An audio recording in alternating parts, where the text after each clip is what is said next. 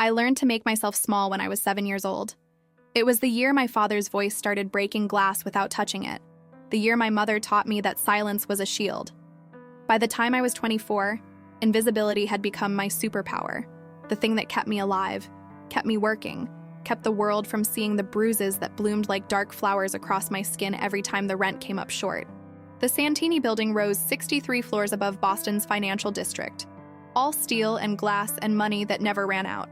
I'd been cleaning Marco Santini's penthouse office for 6 months, midnight to 3 a.m., 5 nights a week. The rules were simple. Arrive through the service entrance, touch nothing but dust, leave no trace that I'd existed at all. I was good at that. Being a ghost.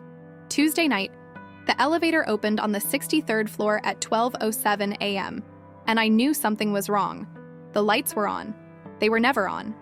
My cartwheels squeaked against marble that cost more than my entire year's salary. I should have turned around, should have called my supervisor, claimed I felt sick, come back tomorrow. But tomorrow's check wouldn't cover what Ryan needed, or thought he needed, which in his case meant the same thing. My little brother's addiction had teeth, and lately, those teeth had found my arms, my ribs, anywhere his fists could reach when I told him the money was gone. You will feel so many emotions in this mysterious love story I'm about to tell. Please support us by clicking subscribe to the channel. The office door was open, just a crack, but enough to see the warm spill of lamplight across Persian rugs I'd vacuumed 100 times. I pushed the cart forward because I needed this job, needed the 847s every 2 weeks that kept our Section 8 apartment, and Ryan's probation officer satisfied that someone was trying. Stop. The voice cut through the silence like a blade through silk. Low, controlled. The kind of voice that didn't need volume to command. I froze, my hand still on the cart handle, every muscle in my body screaming to run. Turn around. I turned. Slowly. The way you move when you're not sure if you're facing a man or a predator, and you're starting to suspect there's no difference. Marco Santini sat in the leather chair behind his mahogany desk, a crystal tumbler of amber liquid catching the city lights beyond the floor-to-ceiling windows. I'd seen him before, glimpses and photographs on his credenza, once in the elevator at shift change, but never like this. Never with his jacket off, tie loosened, sleeves rolled to reveal forearms that spoke of violence held carefully in check. His dark hair was silver at the temples, his jaw sharp enough to cut, and his eyes were the color of espresso and just as bitter. They saw everything. You're the cleaning girl. Emma, isn't it? My throat was sand. Yes, Mr. Santini. I'm sorry, I didn't know anyone was here. I can come back. No. He stood, and I understood in that moment why men twice his size feared him. It wasn't his height. Maybe 6'1", athletic but not bulky. It wasn't the expensive suit or the Patek Philippe watch. It was the contained violence in every movement, the intelligence in those dark eyes that calculated outcomes before you'd finished your sentence. This was a man who played chess with human lives and never lost. He crossed the space between us in 3 strides. I pressed back against my cart hard enough to feel the metal bite into my spine. Your arm. Show me. The words didn't make sense at first. Then his gaze dropped to my left wrist, and I realized with horror that my sleeve had ridden up when I'd pushed the cart. The bruises were fresh, angry purple fingerprints circling my forearm like a bracelet of violence. 4 fingers, 1 thumb, Ryan's hand, perfectly mapped in shades of pain. It's nothing, I stammered. I'm clumsy. I hit it on. Don't. The single word carried enough weight to stop my heart. He stepped closer, and I caught his scent. Sandalwood and leather and something darker. More dangerous. Power, maybe. Or the smoke that clings to someone who's walked through fire. Don't protect whoever did this. His voice had gone soft. Gentle, even. That terrified me more than anger would have. I'd learned to navigate rage, dodge, deflect, apologize. But gentleness from powerful men? That was a trap I didn't know how to spring. My brother, I whispered, and immediately hated myself for saying it. For betraying Ryan, even though Ryan had betrayed me first, beaten me first, stolen from me first. But it's complicated. He's sick. He doesn't mean to. He hits you, not a question. A fact he'd already carved into the ledger of things he knew about me. He needs help. I'm saving for rehab, but the programs are expensive, and insurance won't. How long? What? How long has he been hitting you, Emma? The way he said my name, like he was memorizing it, filing it away in whatever mental database he kept of people and problems and things that needed fixing, made my knees weak. 2 years. Since our parents died in a car accident, since he started using to cope, and I became the closest target. Something flickered across Marco Santini's face. Recognition, maybe. Pain understanding pain. He reached out slowly, telegraphing every movement the way you do with a frightened animal, and his fingers, warm, calloused, surprisingly gentle, circled my wrist. He pushed up my sleeve carefully, methodically, revealing the full damage. Bruises stacked on bruises, new overlapping old. A map of violence written on skin that had forgotten what safe felt like. I heard him exhale, saw his jaw tighten until the muscle jumped. "Emma," he said quietly, "from now on, I want you to report to me if anyone, and I mean anyone, touches you like this again. Understood?" I should have been afraid, should have recognized the danger in accepting protection from a man like him, a man whose name appeared in FBI files and whispered conversations about organized crime and violence that stayed just legal enough to avoid prosecution. But fear requires energy I'd spent long ago. What I felt instead was something close to relief. The weight I'd been carrying alone for 2 years had just shifted, redistributed onto shoulders broad enough to bear it. Why? The question escaped before I could stop it. Why do you care? He studied me for a long moment, those dark eyes stripping away every defense I'd carefully constructed. Because I know what it looks like when someone's drowning. And because no one should have to clean offices at midnight to pay for someone else's demons.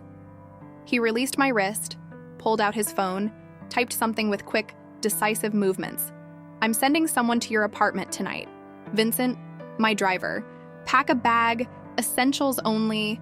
You're moving into one of my properties until we handle this situation. I can't just..." "Yes, you can."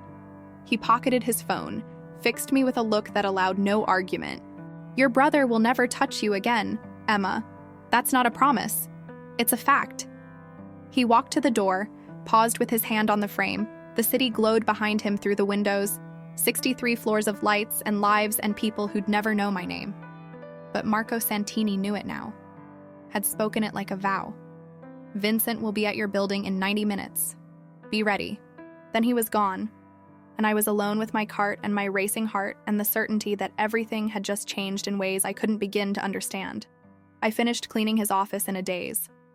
Dusted the credenza, emptied the waste paper basket, vacuumed the Persian rugs with hands that wouldn't stop shaking. At 2:47 a.m., I rode the service elevator down 63 floors and stepped into the cold November night. My phone buzzed. Unknown number. The text was brief. "Vincent is outside your building. Black Escalade. Don't make him wait." I looked up at the Santini building towering above me, at the penthouse office where lights still burned in the darkness. Somewhere up there, Marco Santini was awake, thinking about me, about my bruises, about whatever came next. I thought about Ryan, passed out on our couch with an empty vodka bottle and God knows what else in his system. Thought about going home to that. Thought about what protection from a man like Marco Santini actually cost. My phone buzzed again. Another text. Same number. "He's watching you on the security feed. He'll know if you don't get in the car." I tilted my head back, searching for cameras I knew existed but had never noticed. Found one mounted on the building's corner, its red light blinking steady and patient. Watching, protecting, trapping. I got in the car. Vincent didn't speak during the drive, which gave me too much time to think. To realize that accepting help from Marco Santini meant accepting his world. To understand that somewhere between my bruised arm and his quiet fury, I'd stopped being invisible and being seen by dangerous men. That was its own kind of risk. The apartment building Vincent pulled up to had a doorman. Actual marble in the lobby. Security that required a key card and a code. My entire life fit into a duffel bag that Vincent carried like it weighed nothing. "Mr. Santini wants you comfortable," he said, leading me to the elevator. "Anything you need, call this number." He handed me a card. "Someone will always answer." The apartment was 15 floors up, floor-to-ceiling windows overlooking Boston Harbor, heated marble floors that felt like standing on summer even though winter prowled outside. The furniture looked expensive enough to require insurance. The silence felt like money. "You're safe here. Vincent said from the doorway. No one gets past security without Mr. Santini's approval. He left, and I was alone in a golden cage that smelled like lavender and leather and the kind of safety that came with invisible price tags. I didn't sleep, just stood at the windows watching the city breathe, lights flickering on and off as people live their ordinary lives, unaware that mine had just fractured into before and after, before Marco Santini asked who hurt me, after I told him the truth. My phone buzzed at 6:23 a.m. I grabbed it, expecting Vincent, hoping for Vincent. It was Ryan. 17 missed calls, 34 text messages, each more desperate than the last. The final one made my blood freeze. Where are you? They came looking for you. Said you owe them money. Said they'll come back. The apartment had everything except the one thing I needed. A way out. I spent the first morning cataloging my new prison. Bedroom with a mattress that probably cost more than my car. Bathroom with marble countertops and a shower that had more settings than my entire apartment building had working appliances. Kitchen stocked with food I hadn't bought. In a refrigerator that hummed with expensive efficiency. Everything perfect. Everything controlled. Everything his. I tried the front door at 10:47 a.m. It opened. No locks, no chains. Freedom was technically possible. But when I stepped into the hallway, I saw him. Tony, Vincent had called him. 6'4", shoulders like a linebacker, reading the Boston Globe with the kind of casual attention that said he'd perfected looking relaxed while staying ready for violence. He glanced up, smiled. It didn't reach his eyes. Morning, Miss Chen. Going somewhere? Just getting some air. Beautiful day for it. He folded the newspaper with precise movements. I'll drive you. I can take the T. The train, I've been riding it since... Mr. Santini prefers I drive you. Security reasons. Security. The word tasted like metal on my tongue, like the taste I imagined a cage would have if you could lick the bars. Where's Mr. Santini now? Working. Tony stood. And I realized arguing with him would be like arguing with a wall. The wall might listen politely, but it wasn't moving. If you need anything, I'm here to help. I retreated into the apartment and closed the door. Heard Tony settle back into his chair, newspaper rustling. My babysitter, my protection, my warden. The semantics depended on which way you looked at it. And from inside looking out, it all looked the same. My phone sat on the marble counter where I'd left it. Ryan's messages still glowing like accusations. 34 had become 41. I scrolled through them with hands that wanted to shake but had forgotten how. Where are you? They're looking for you. Said you work for Santini. Said I owe them $15,000. Said you're the collateral. Please, I'm scared. They're coming back tonight. I'm sorry. I'm so fucking sorry. Please just call me. The last message had come at 9:23 a.m. I know you hate me. I know I don't deserve your help, but they're going to kill me, They said they'd make you watch. I stared at those words until they blurred. Tried to find the anger I should feel. The clean rage that would let me delete every message and block his number and let whatever happened next happen without me. But underneath the scar tissue of 2 years' worth of beatings, underneath the fresh bruises still purpling on my arm, there was something I couldn't quite kill. Memory, maybe. Of Ryan at 7, building Lego castles with me on the living room floor. Ryan at 12, crying at Mom's funeral, his hand so small in mine. Ryan at 17, before Dad's death, before the pills, before everything good in him got swallowed by need. I'd spent 2 years trying to save someone who was drowning, and all I'd done was drown with him. The apartment door opened at 2:34 p.m. No knock, no warning, just Vincent walking in like he owned the place, which, technically, his boss did. Mr. Santini wants to see you. When? Now. The drive back to the Santini building took 17 minutes through lunch hour traffic. Vincent didn't speak. I watched Boston slide past the tinted windows, ordinary people living ordinary lives, buying coffee, checking phones, complaining about the cold. I'd been one of them 72 hours ago. Now I was in a bulletproof Escalade with a driver who probably had 3 guns within easy reach, on my way to see a man who'd upended my entire existence with a single question. Who hit you? Marco's office looked different in daylight. Less menacing, more beautiful. The mahogany desk gleamed. The Persian rugs glowed in afternoon sun. He stood at the windows, hands in his pockets, looking out over the city like he owned it. Maybe he did. Maybe that's what power looked like, claiming spaces just by existing in them. He turned when I entered. His eyes went immediately to my arm, checking. The bruises had darkened overnight, purple edging toward black. His jaw tightened. How did you sleep? The question was so normal, so domestic, that I almost laughed. In a bed that costs more than I make in 6 months. In an apartment I didn't choose. With a guard outside my door. Tony's there for your protection. Semantics. I crossed my arms. Defensive. Protection. Surveillance. Feels the same from the inside. Something flickered in his expression. Not anger. Understanding, maybe. He gestured to the leather couch by the windows. Sit. Please. I sat. He took the chair across from me, close enough that I could see the shadow of stubble on his jaw, the faint scar above his left eyebrow that I'd never noticed in photographs, close enough that his presence felt like gravity, pulling me into an orbit I hadn't agreed to enter. Your brother called you 41 times this morning. My stomach dropped. You're monitoring my phone? I'm monitoring threats to your safety. There's a difference. Is there? The words came sharper than I intended. You moved me without asking. Put a guard on me without asking. Apparently read my private messages without asking. When exactly do I get to make decisions about my own life? The silence stretched between us, taut as a wire. Marco leaned forward, elbows on his knees, and when he spoke, his voice carried the weight of something I couldn't quite name. Regret, maybe, or the exhaustion of someone who'd made too many hard choices. You're right, I should have asked. Should have explained instead of ordering. He rubbed his jaw, and I caught a glimpse of something human beneath the armor. I'm not good at the soft approach, Emma. I see a problem. I fix it. Efficiently. Completely. Usually that means making decisions fast and alone. I'm not a problem to fix. No. His eyes met mine, dark and intense. You're a person who deserves protection. There's a difference. You keep saying that word. Protection. I leaned back, creating distance. What does it actually mean?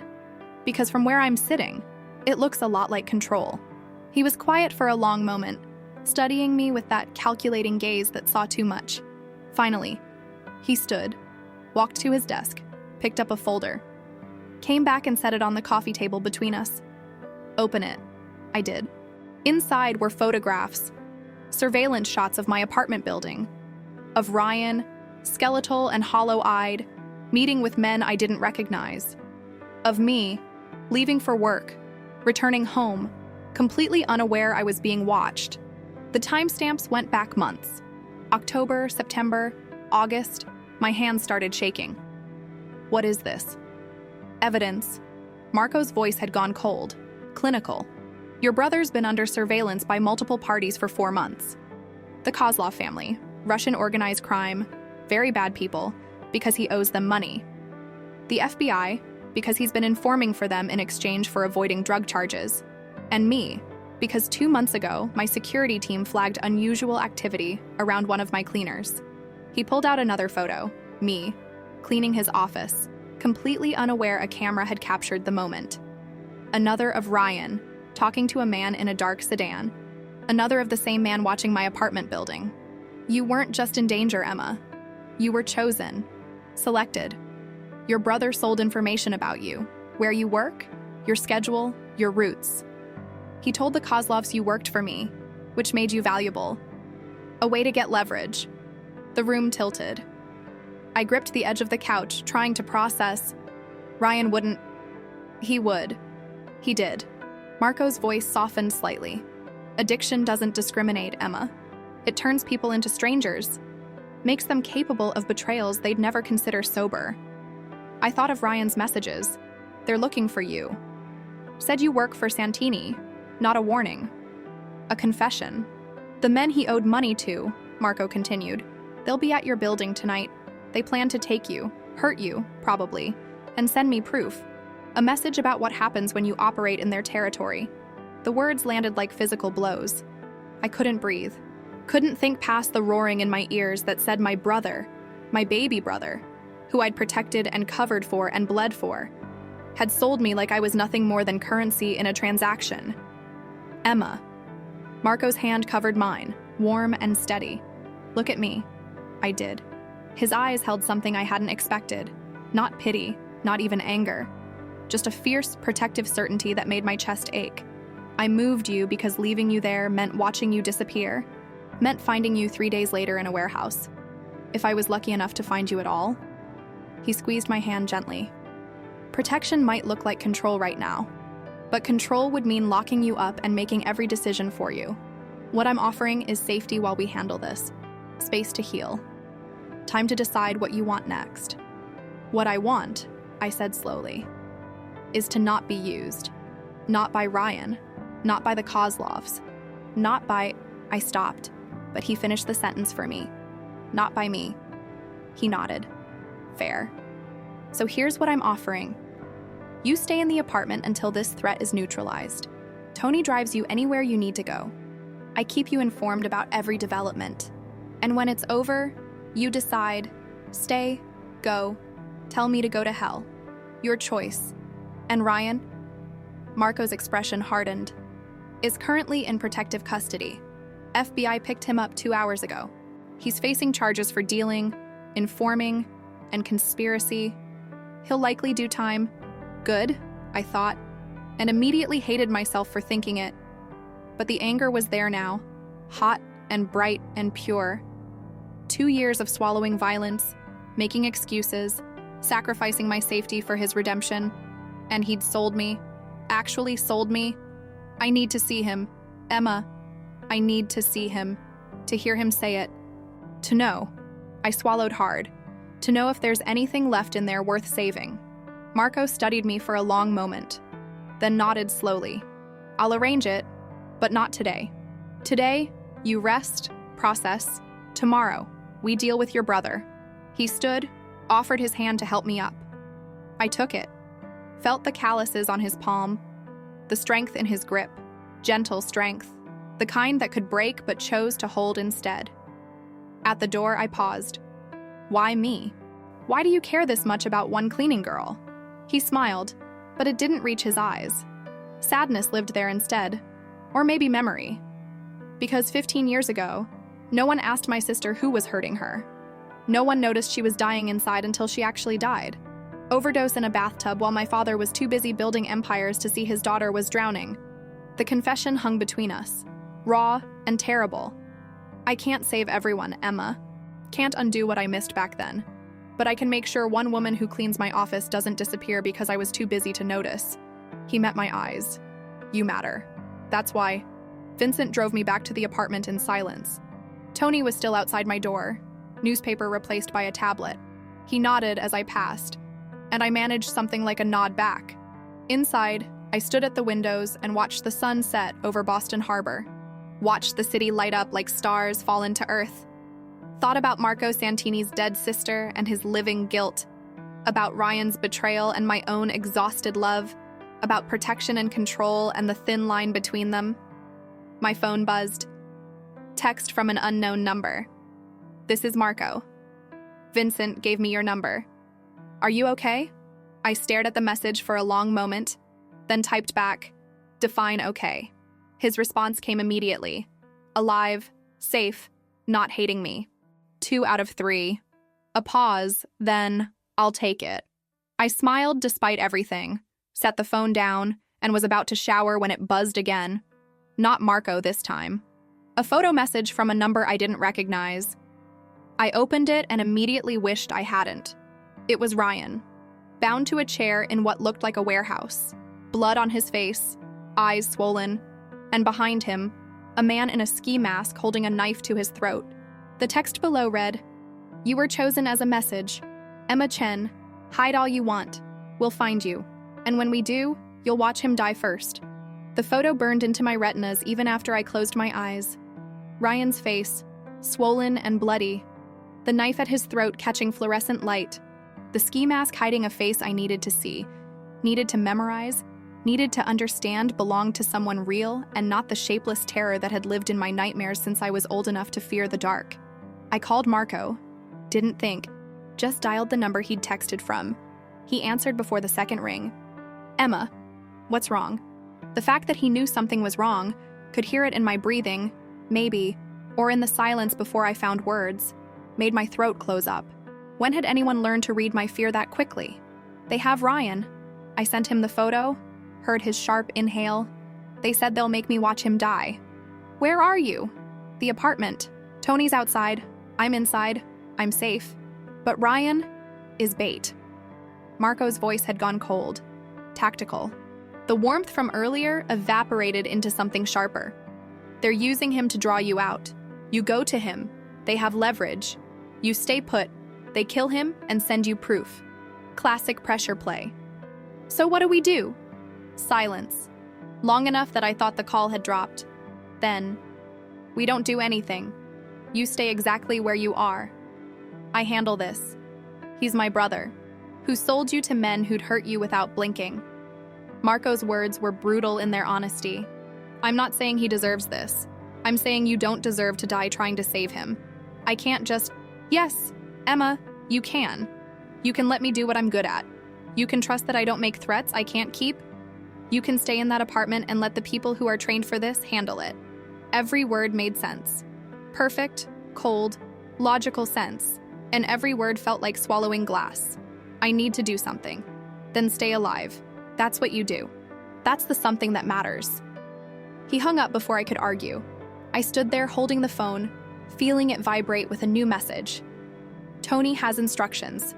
Don't fight him on this. Please. The please undid me. Marco Santini, man who commanded empires, who made grown men afraid with a look, saying please to a cleaning woman who'd wandered into his world by accident. I walked to the door, opened it. Tony looked up from his tablet, and whatever he saw in my face made him stand. Mr. Santini called. Said there's been a development? They have my brother. I know. He gestured down the hallway. We're moving you. Now. Different location. Better security. Vincent's bringing the car around. I'm not running while Ryan... With respect. Miss Chen, you're not running. You're being strategic. Tony's voice gentled slightly. Mr. Santini's team is already moving on your brother's location. GPS and the photo metadata gave them coordinates. They'll have him out in less than an hour. But that only works if you're not a variable they have to protect in the field. The logic was airtight. The fear was irrational. I grabbed my bag, still mostly packed because some part of me had known this safety was temporary, and followed Tony to the elevator. Vincent was waiting in the garage, engine running. A different vehicle this time. A black sedan with tinted windows that screamed federal agent more than mobster. Maybe that was intentional. Maybe Marco had enough reach to blur those lines whenever convenient. We drove north, out of downtown, through neighborhoods that grew progressively darker and more industrial. Streetlights became sparse. Buildings transformed into warehouses with broken windows and chain-link fences. This wasn't protection. This was something else entirely. Where are we going? Vincent's eyes met mine in the rearview mirror. Somewhere Mr. Santini can work without civilians getting hurt. My stomach dropped. You're taking me to where they have Ryan. No, ma'am. We're taking you somewhere you can't accidentally become leverage if things go wrong. He paused. But yes, it's close to the operational site. Close, not safe, not far away. Close enough to hear, maybe. Close enough to know if my brother died because I'd accepted help from a man whose solution to problems involved tactical teams and GPS metadata. We pulled into what looked like an abandoned shipping facility near the harbor. Rusted containers stacked like a child's blocks, cranes frozen mid-reach against the night sky. Vincent parked behind a container marked with faded Cyrillic letters, killed the engine. Stay in the car. Doors locked.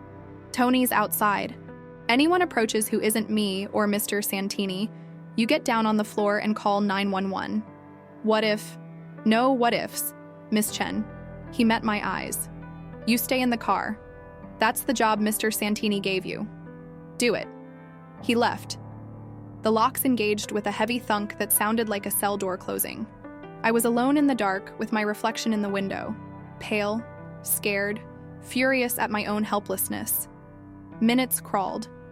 5, 10, 15. I counted my heartbeats, counted the rust spots on the container in front of us, counted anything to avoid thinking about what was happening somewhere close enough to matter but too far away to control. Then I heard it. Shouting. Male voices. Sharp with adrenaline and violence.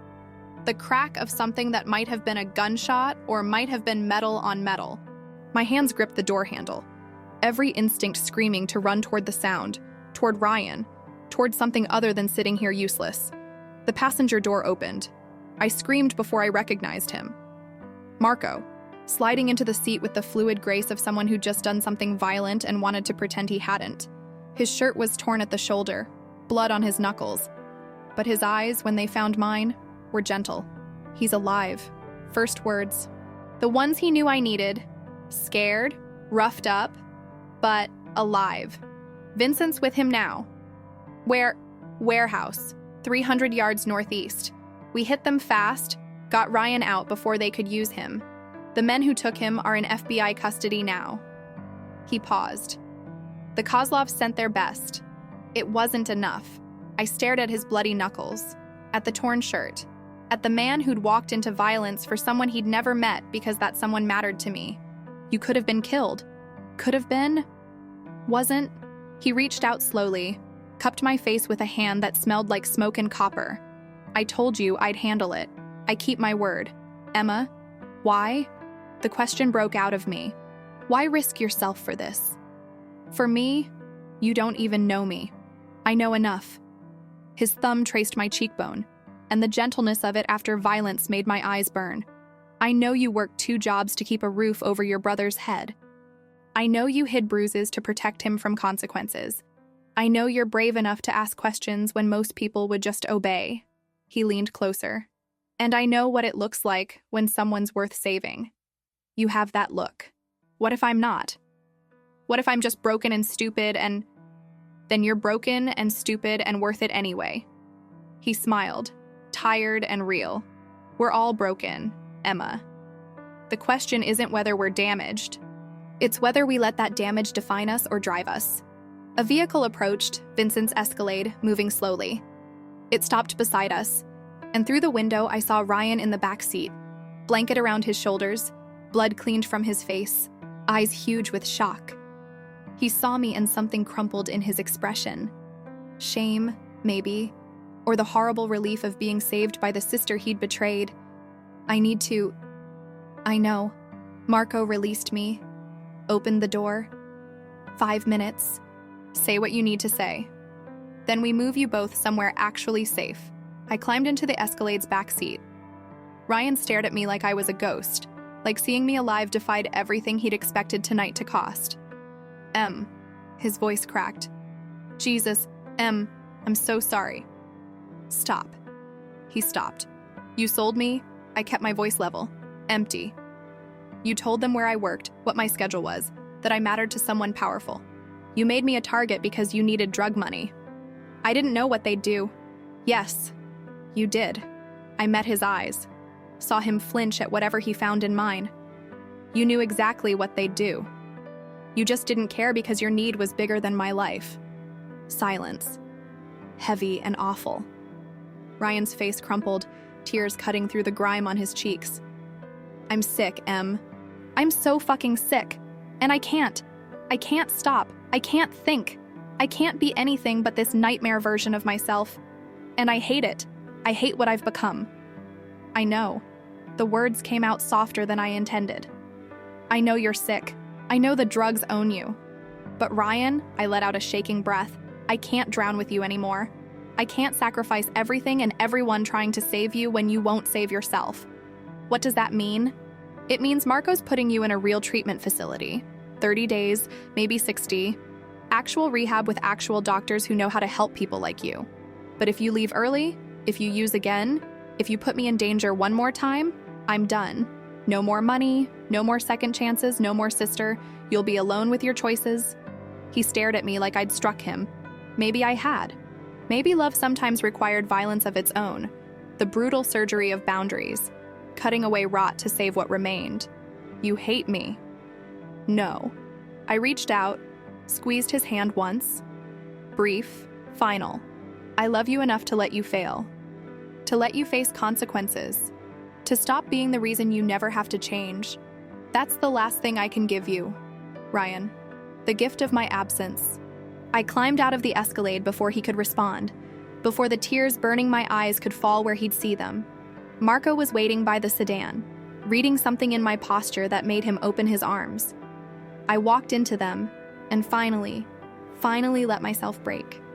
He held me while I sobbed against his chest, one hand steady on my back, the other cradling my head.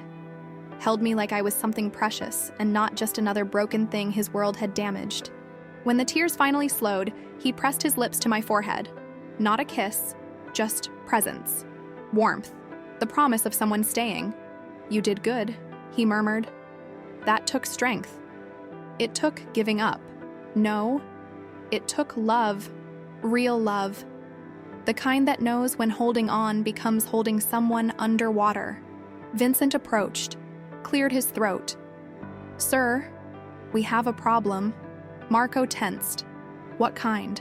The kind where the FBI wants to talk. About tonight's operation. About how you knew where to find the target.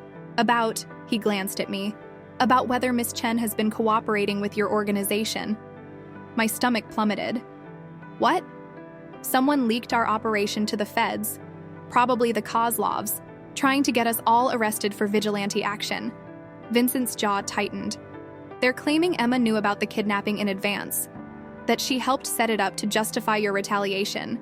That's insane. That's strategy. Marco's voice had gone cold again. They can't beat me in the streets, so they're trying to beat me in court. Use you as evidence that I'm running criminal operations under the guise of protection. He pulled out his phone, typed something, then looked at me with an expression I couldn't read. Calculation, concern, something darker underneath. Emma, what I'm about to ask, you can say no. You can walk away right now, and I'll make sure you're safe and clear of all this. What are you asking? The FBI is building a case. They'll want your testimony about tonight, about your relationship with me, about everything. He stepped closer. If you tell them the truth, that I moved you without asking, that Tony watched you, that I made decisions for you, they'll use that to paint me as a criminal holding you hostage. But if you lie, if you say you came to me voluntarily, that everything was consensual, you become complicit in my world. The choice crystallized in the space between us. Truth and freedom, lies and complicity, saving myself or saving him. I thought about Marco asking who hurt me, about his dead sister and living guilt, about the way he'd held me like I mattered when everyone else in my life had proven I didn't. What happens if I tell the truth? I probably go to prison. His voice was matter of fact. And you go back to your life, free, clear, safe. And if I lie, you save me. But you tie yourself to this world, to me, to consequences you can't predict. His eyes searched mine. I won't ask you to do that, Emma. Won't put that weight on you. But the choice is yours. Before I could answer, headlights cut through the darkness. 3 sedans, moving fast, FBI emblazoned on the sides. They surrounded us with tactical precision, agents emerging with badges and guns and the kind of authority that didn't negotiate. A woman stepped forward. 40-something, sharp suit, sharper eyes. She looked at Marco like he was a puzzle she'd been trying to solve for years. Marco Santini, Agent Rebecca Morrison, FBI Organized Crime Division. She turned to me. Emma Chen, you're going to need to come with us. We have questions about your involvement in tonight's events. Marco's hand found mine, squeezed once. A question, a promise, a goodbye, maybe. I looked at Agent Morrison and made my choice.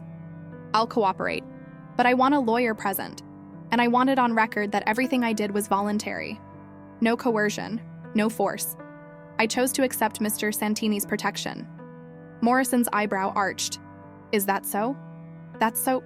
She studied me for a long moment, then nodded slowly. Interesting. Well, Miss Chen, let's see if your story holds up under actual questioning. She gestured to one of the agents. Take her to the field office. Separate vehicle from Santini. I don't want any coordination of statements. As they led me away, I glanced back once. Marco stood in the darkness, blood on his hands, torn shirt catching wind from the harbor. He met my eyes across the distance. And in that look, I saw everything he couldn't say. Gratitude, warning, something that might have been the beginning of love or the end of safety. Agent Morrison slid into the seat beside me, smiled without warmth. You seem like a smart woman, Emma. So let me be clear. The story you're telling, about voluntary protection, we've heard it before. From other women Marco Santini convinced to cover for him. She leaned closer. They all thought they were special, thought he genuinely cared. Want to know where they are now? Where? Her smile turned predatory. Dead. All of them. Accidents. Officially. Overdoses. Car crashes. One particularly tragic house fire. Funny how the women who get close to Marco Santini keep dying right before they can testify against him. Agent Morrison's words hung in the air like poison. Dead. All of them. But I didn't let her see me flinch. I'd learned long ago that showing fear to predators only made them bite harder. If that's true, I said quietly, then why are you warning me? If I'm just another body waiting to happen, why waste the breath? She studied me with eyes that had seen too much and believed too little. Because I'm tired of filing reports on dead girls who thought they were special. Because maybe, just maybe, you're smart enough to see the trap before it closes. Or maybe I met her gaze. You need me to be afraid of him, so I'll say what you want to hear. Morrison's smile was thin. We'll continue this conversation tomorrow, after you've had time to think about which story you really want to tell. They kept me in a holding room for 6 hours. Not officially arrested, just cooperating with an ongoing investigation. The walls were beige, the coffee was worse.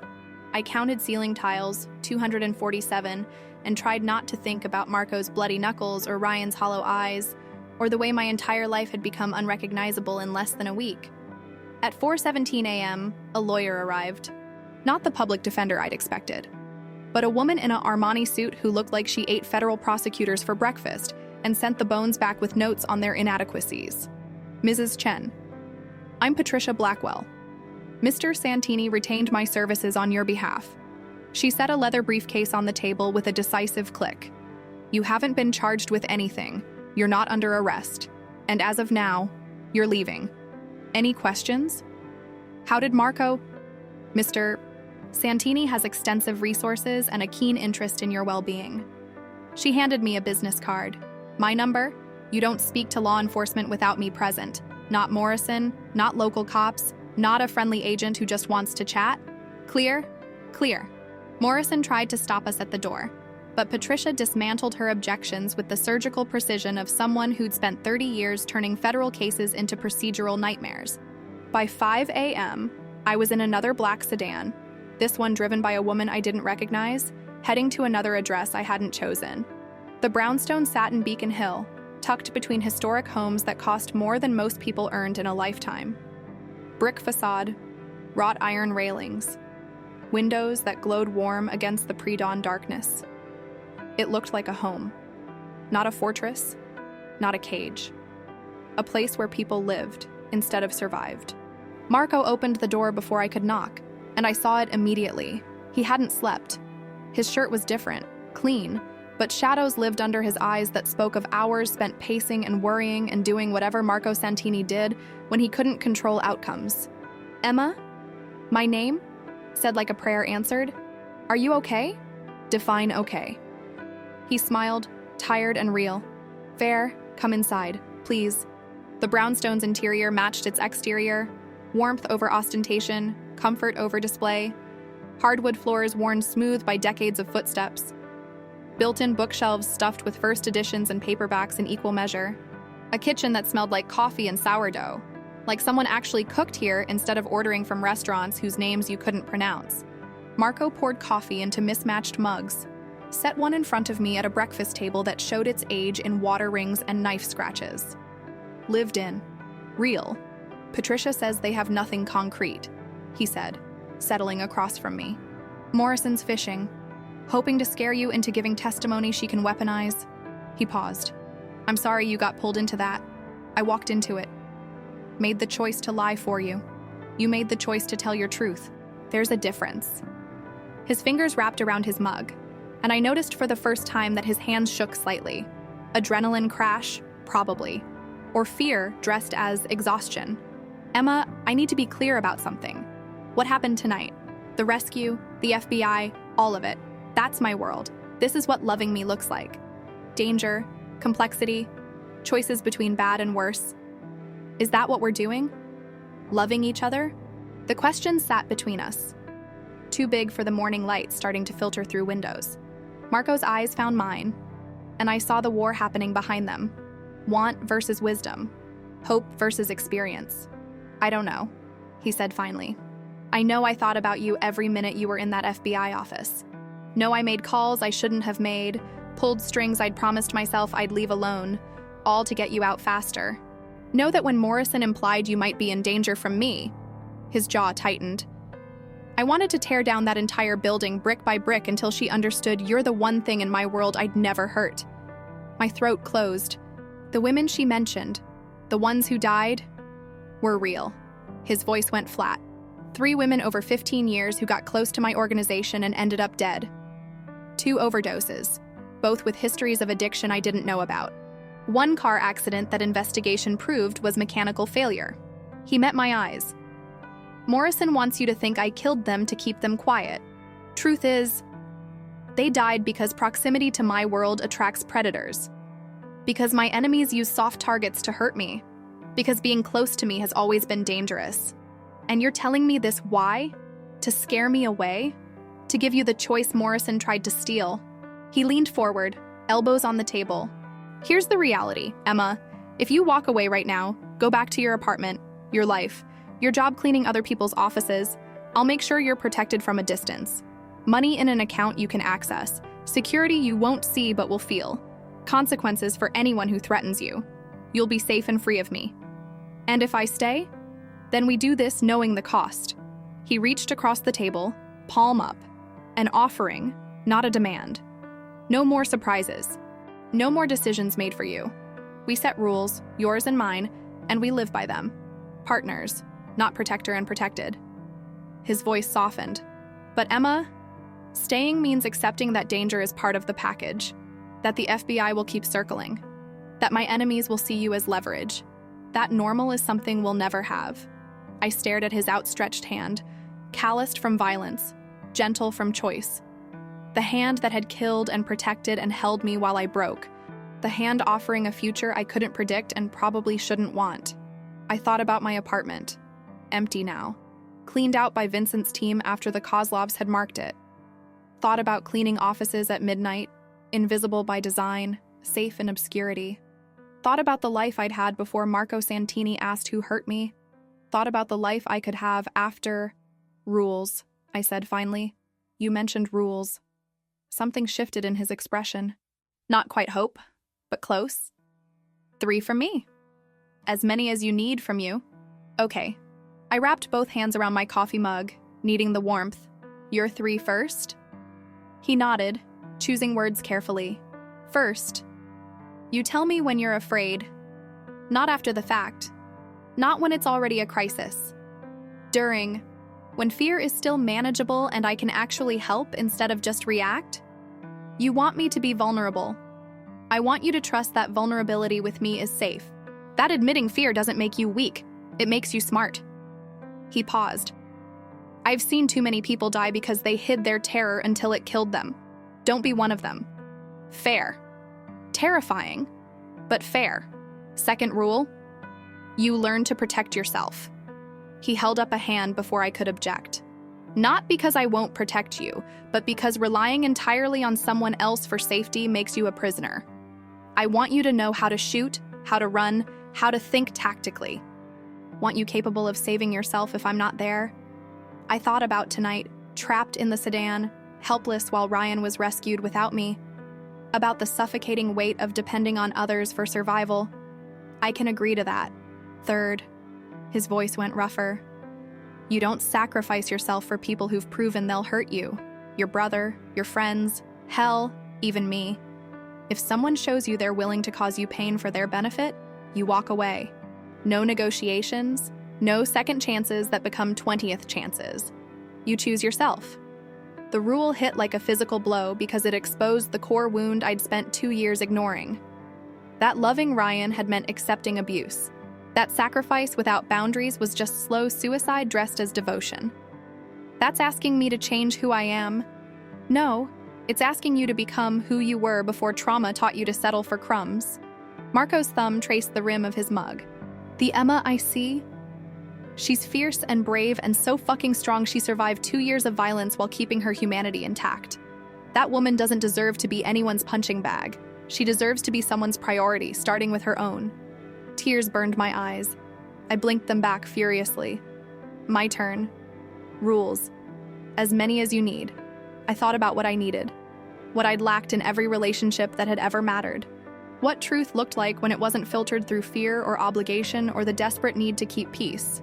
One rule, I said finally. You don't lie to me about who you are or what you do. Not to protect me. Not to make things easier. Not because you think I can't handle the truth. I won't love a fantasy, Marco. I won't build a life with someone whose reality I don't actually know. He went very still. You understand what you're asking. The things I've done, the choices I've made, some of them will horrify you. Maybe. I met his eyes. But lies will destroy me. I've spent my whole life swallowing other people's versions of truth. Ryan's excuses, my parents' silences, my own desperate narratives about why things would get better if I just tried harder. I'm done with fiction. If we do this, if I stay, I need the ugly, complicated, difficult truth. Always. Marco studied me for a long moment, then nodded slowly. Okay, no lies. But Emma, his voice dropped, some truths can't be unlearned. Once you know certain things about me, about my world, you can't unknow them. That ignorance you're trading away, it's its own kind of protection. I don't want protection from reality. I want partnership in it. He smiled then, genuine and warm and tinged with something that might have been admiration. Partnership. I like that. He stood, offered his hand again. Then let's seal it properly. Come with me. I followed him through the brownstone, past a living room with worn leather furniture and a fireplace that showed recent use, upstairs that creaked in the specific way old houses do, to a study that felt like stepping into someone's actual mind.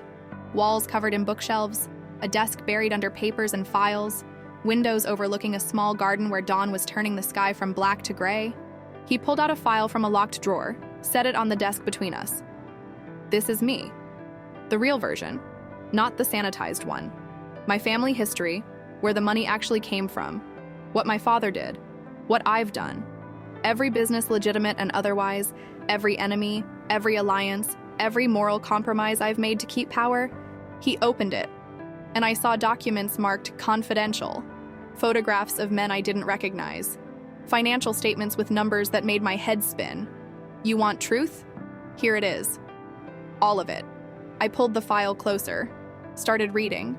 Marco's voice became a counterpoint to the words, confessing, explaining, justifying nothing but contextualizing everything. His father's empire built on gambling and protection rackets. Marco's inheritance at 25 when his father died of a heart attack at the dinner table. The decade and a half spent trying to legitimize blood money, transitioning from illegal operations to legal ones while keeping the family name powerful enough that no one dared move against them. He told me about the men he'd killed, 3 directly, all in self-defense that wouldn't hold up in court, because the situations were complicated by territory disputes and old grudges. Told me about the violence he'd ordered, more than 3, less than I'd feared, all against people who'd proven they'd hurt innocents if not stopped. Showed me tax documents and shell companies and the labyrinthine financial structures that kept his legitimate businesses separate from his family's history, while still benefiting from connections made in darker times. My construction company is clean, he said.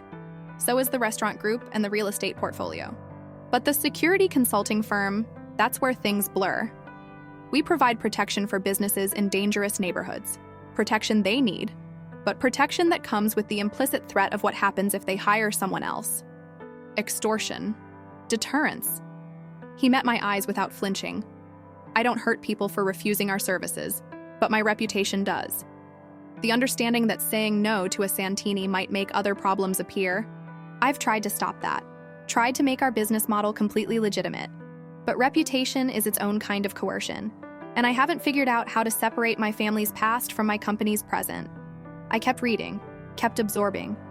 The girlfriend who'd died in a car accident. Morrison's implication had been murder, but the investigation report showed mechanical failure.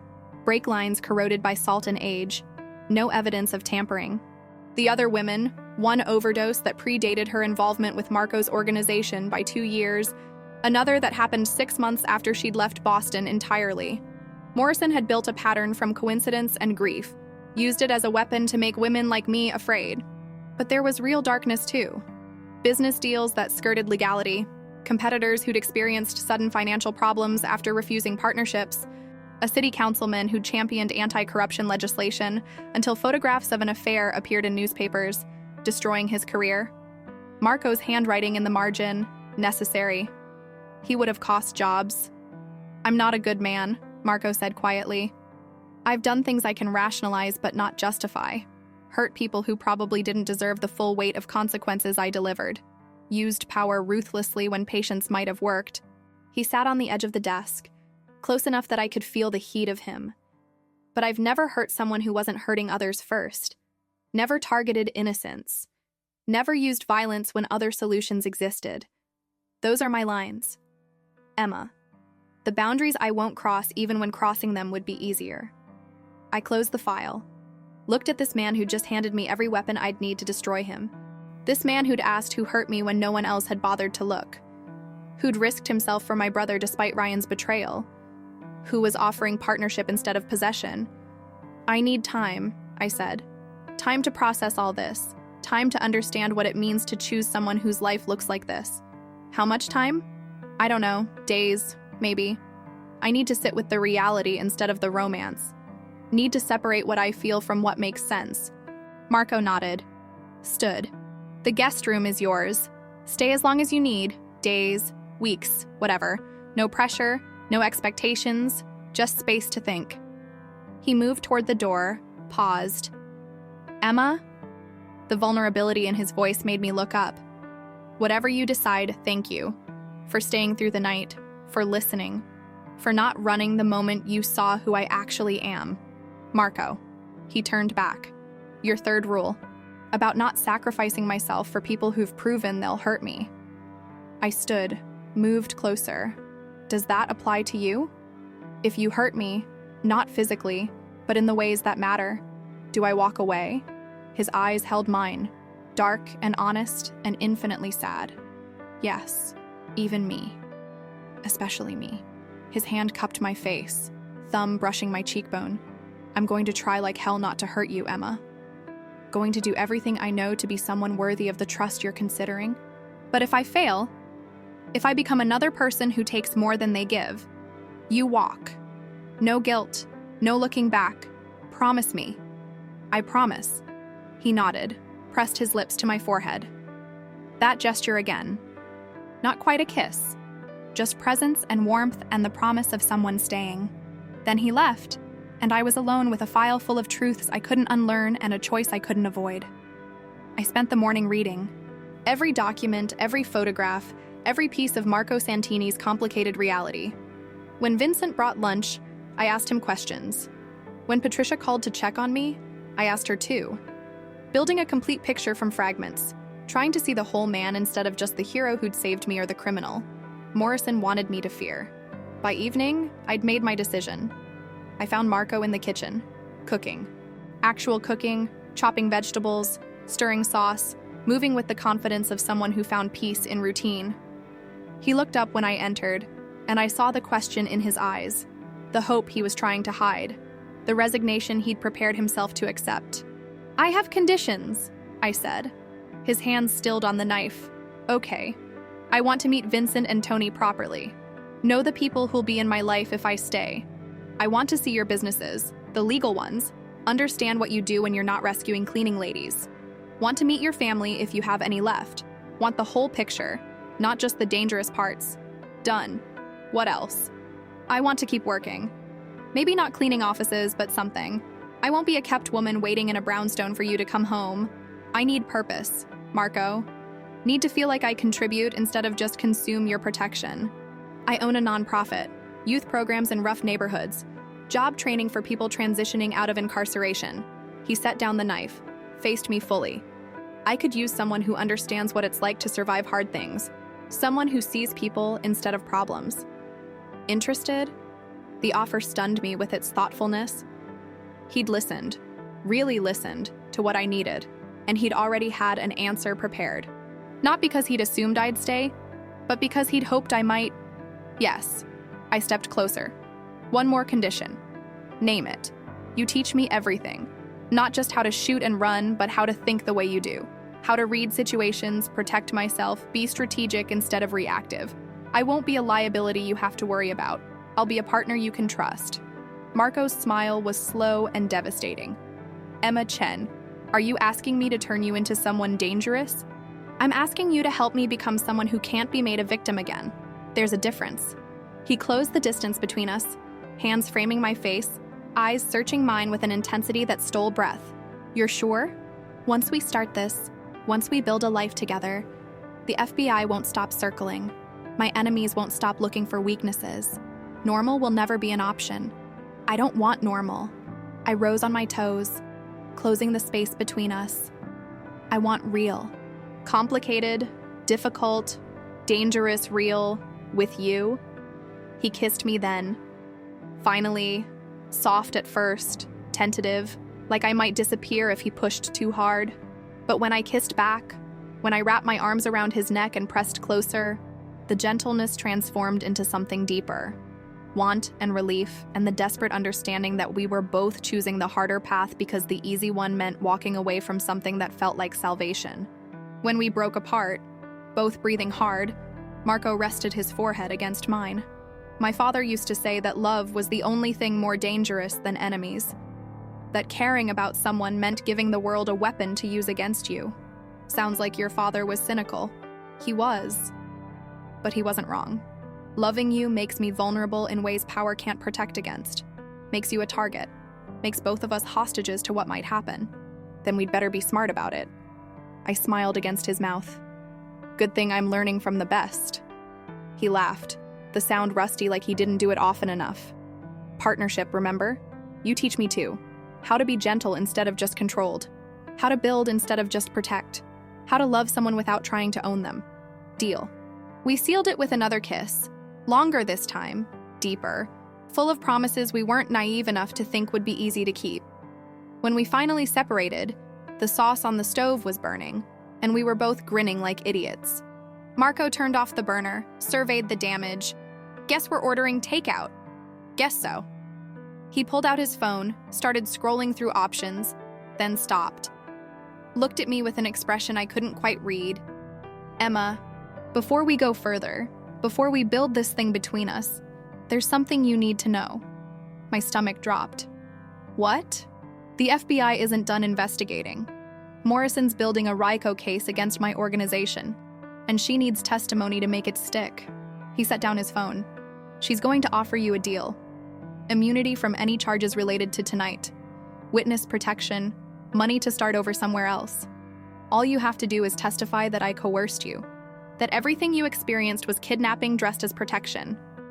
You're saying she's going to pressure me to turn on you. I'm saying she's going to make it very appealing to save yourself by destroying me. And Emma, his voice went rough. If that's what you need to do to be safe, I'll understand. Won't fight it. Won't retaliate. Won't make your life harder. You do what you need to survive. Always. I stared at him. At this man who'd just given me permission to betray him. Who loved me enough, or respected me enough, or understood survival enough to release me from loyalty if that loyalty became dangerous. You'd really let me walk away? Let me testify against you? I'd really let you live. His eyes held mine. Your safety matters more than my freedom. Remember that when Morrison makes her offer. Remember that love isn't supposed to cost you everything. Before I could respond, his phone rang. Unknown number. He answered on speaker. Mr. Santini. Agent Morrison's voice, crisp and cold. I hope you and Mrs. Chen are enjoying your evening. We need to schedule a follow-up interview with her. Tomorrow, 9 a.m., Federal Building. Miss Chen has legal representation. Coordinate through Patricia Blackwell. Oh, we'll coordinate, Morrison said. But here's something Ms. Blackwell doesn't know yet. We found something interesting during our investigation tonight. A wire. hidden in Ms. Chen's old apartment. Professional grade, FBI issue. She paused for effect. Funny thing is, it's been transmitting for 3 months. Every conversation you've had with Emma, we have it all on tape. The blood drained from my face. Marco's expression went carefully blank. That's impossible, I whispered. I would have known. Would you? Morrison's voice turned sharp. Or would your brother have hidden it for us when we offered to clear his charges in exchange for cooperation? When we told him planting surveillance on his sister was the only way to save himself from prison? The room spun. Ryan. Ryan had been working with the FBI for 3 months. Everything, every conversation with Marco, every moment of vulnerability, every confession had been recorded. And now the FBI had evidence that could either prove Marco had kidnapped me or prove we'd built something real despite the danger. Morrison's voice came through the speaker, cold and satisfied. Tomorrow, 9 a.m. Come tell us your story, Emma. The real one this time. Because if that wire shows you knew about Marco's criminal operations and didn't report them, you're not a victim anymore. You're an accomplice. And accomplices go to prison too. The silence after Morrison's words felt like falling. That moment when your foot finds air instead of ground and your body hasn't caught up to the terror yet. Ryan had wired my apartment. For 3 months, he'd been feeding my life to the FBI like breadcrumbs, leading them straight to Marco while I believed I was protecting him. Marco disconnected the call with movements so controlled they scared me more than anger would have. Set the phone down gently. Turned to face me with eyes that had gone empty, not cold, just absent, like he'd pulled some essential part of himself back where I couldn't reach it. Did you know? 2 words. Quiet. Final. No. My voice cracked. Marco, I swear, I had no idea. Your brother had access to your apartment 3 months ago? You gave him a key to grab clothes? He said he needed clothes. I didn't think. You didn't think. He nodded slowly, like I'd confirmed something he'd been afraid to believe. You didn't think that a drug addict desperate enough to beat you might be desperate enough to betray you. You didn't think that giving him access to your space meant giving him access to mine. The words landed like blows. Accurate, devastating, true. I trusted him. And look where that got us. Marco's voice stayed level, but I heard the hurt underneath. The betrayal that mirrored mine but cut deeper because he'd chosen to be vulnerable with me. And vulnerability for men like him was a weapon other people used. Every conversation we've had, every confession I made, every moment I let you see who I actually am, all of it recorded. Evidence the FBI will use to destroy everything I've built. We don't know what they actually captured. We know enough. He turned away, gripped the counter hard enough that his knuckles went white. Morrison wouldn't have called unless she had something useful. Something that proves I run criminal operations, or coerce women, or any of the dozen things she's been trying to pin on me for years. I wanted to touch him, wanted to close the distance and prove that this, us, was real, despite Ryan's betrayal. But the space between us felt like miles. Like the few feet of kitchen floor had transformed into a chasm I didn't know how to cross. What do? He glanced back, and the emptiness in his eyes made my chest ache. There is no we anymore. Emma, there's you, trying to survive. And there's me, cleaning up the damage before it destroys my family. You don't mean that, don't I? He faced me fully now, and I saw the walls going up. The careful control reasserting itself. The man who'd killed and survived and learned that caring about people meant giving the world weapons to use against you. You're a liability now. Evidence of my poor judgment, proof that I let someone close who brought federal surveillance into my home. The words should have made me angry, should have triggered the same defensive rage that had kept me alive through 2 years of Ryan's abuse. Instead, they just hurt. A clean, precise pain that said he was pushing me away to protect something I couldn't see. Himself, maybe, or me, or both of us, from a future that suddenly looked impossible. If you're trying to make me leave, it won't work. I stepped closer, forced him to see me. I'm not Ryan. I'm not the women Morrison warned me about. I'm not someone who breaks when things get hard. Then you're a fool. His voice went harsh. Because things aren't just hard, Emma. They're impossible. The FBI has recordings. They're building a case. And tomorrow morning, you're going to sit in an interrogation room while they play back every private moment between us and ask you to explain why you didn't run, why you stayed with a criminal, why you're protecting me instead of saving yourself. Because I love you. The confession hung in the air between us.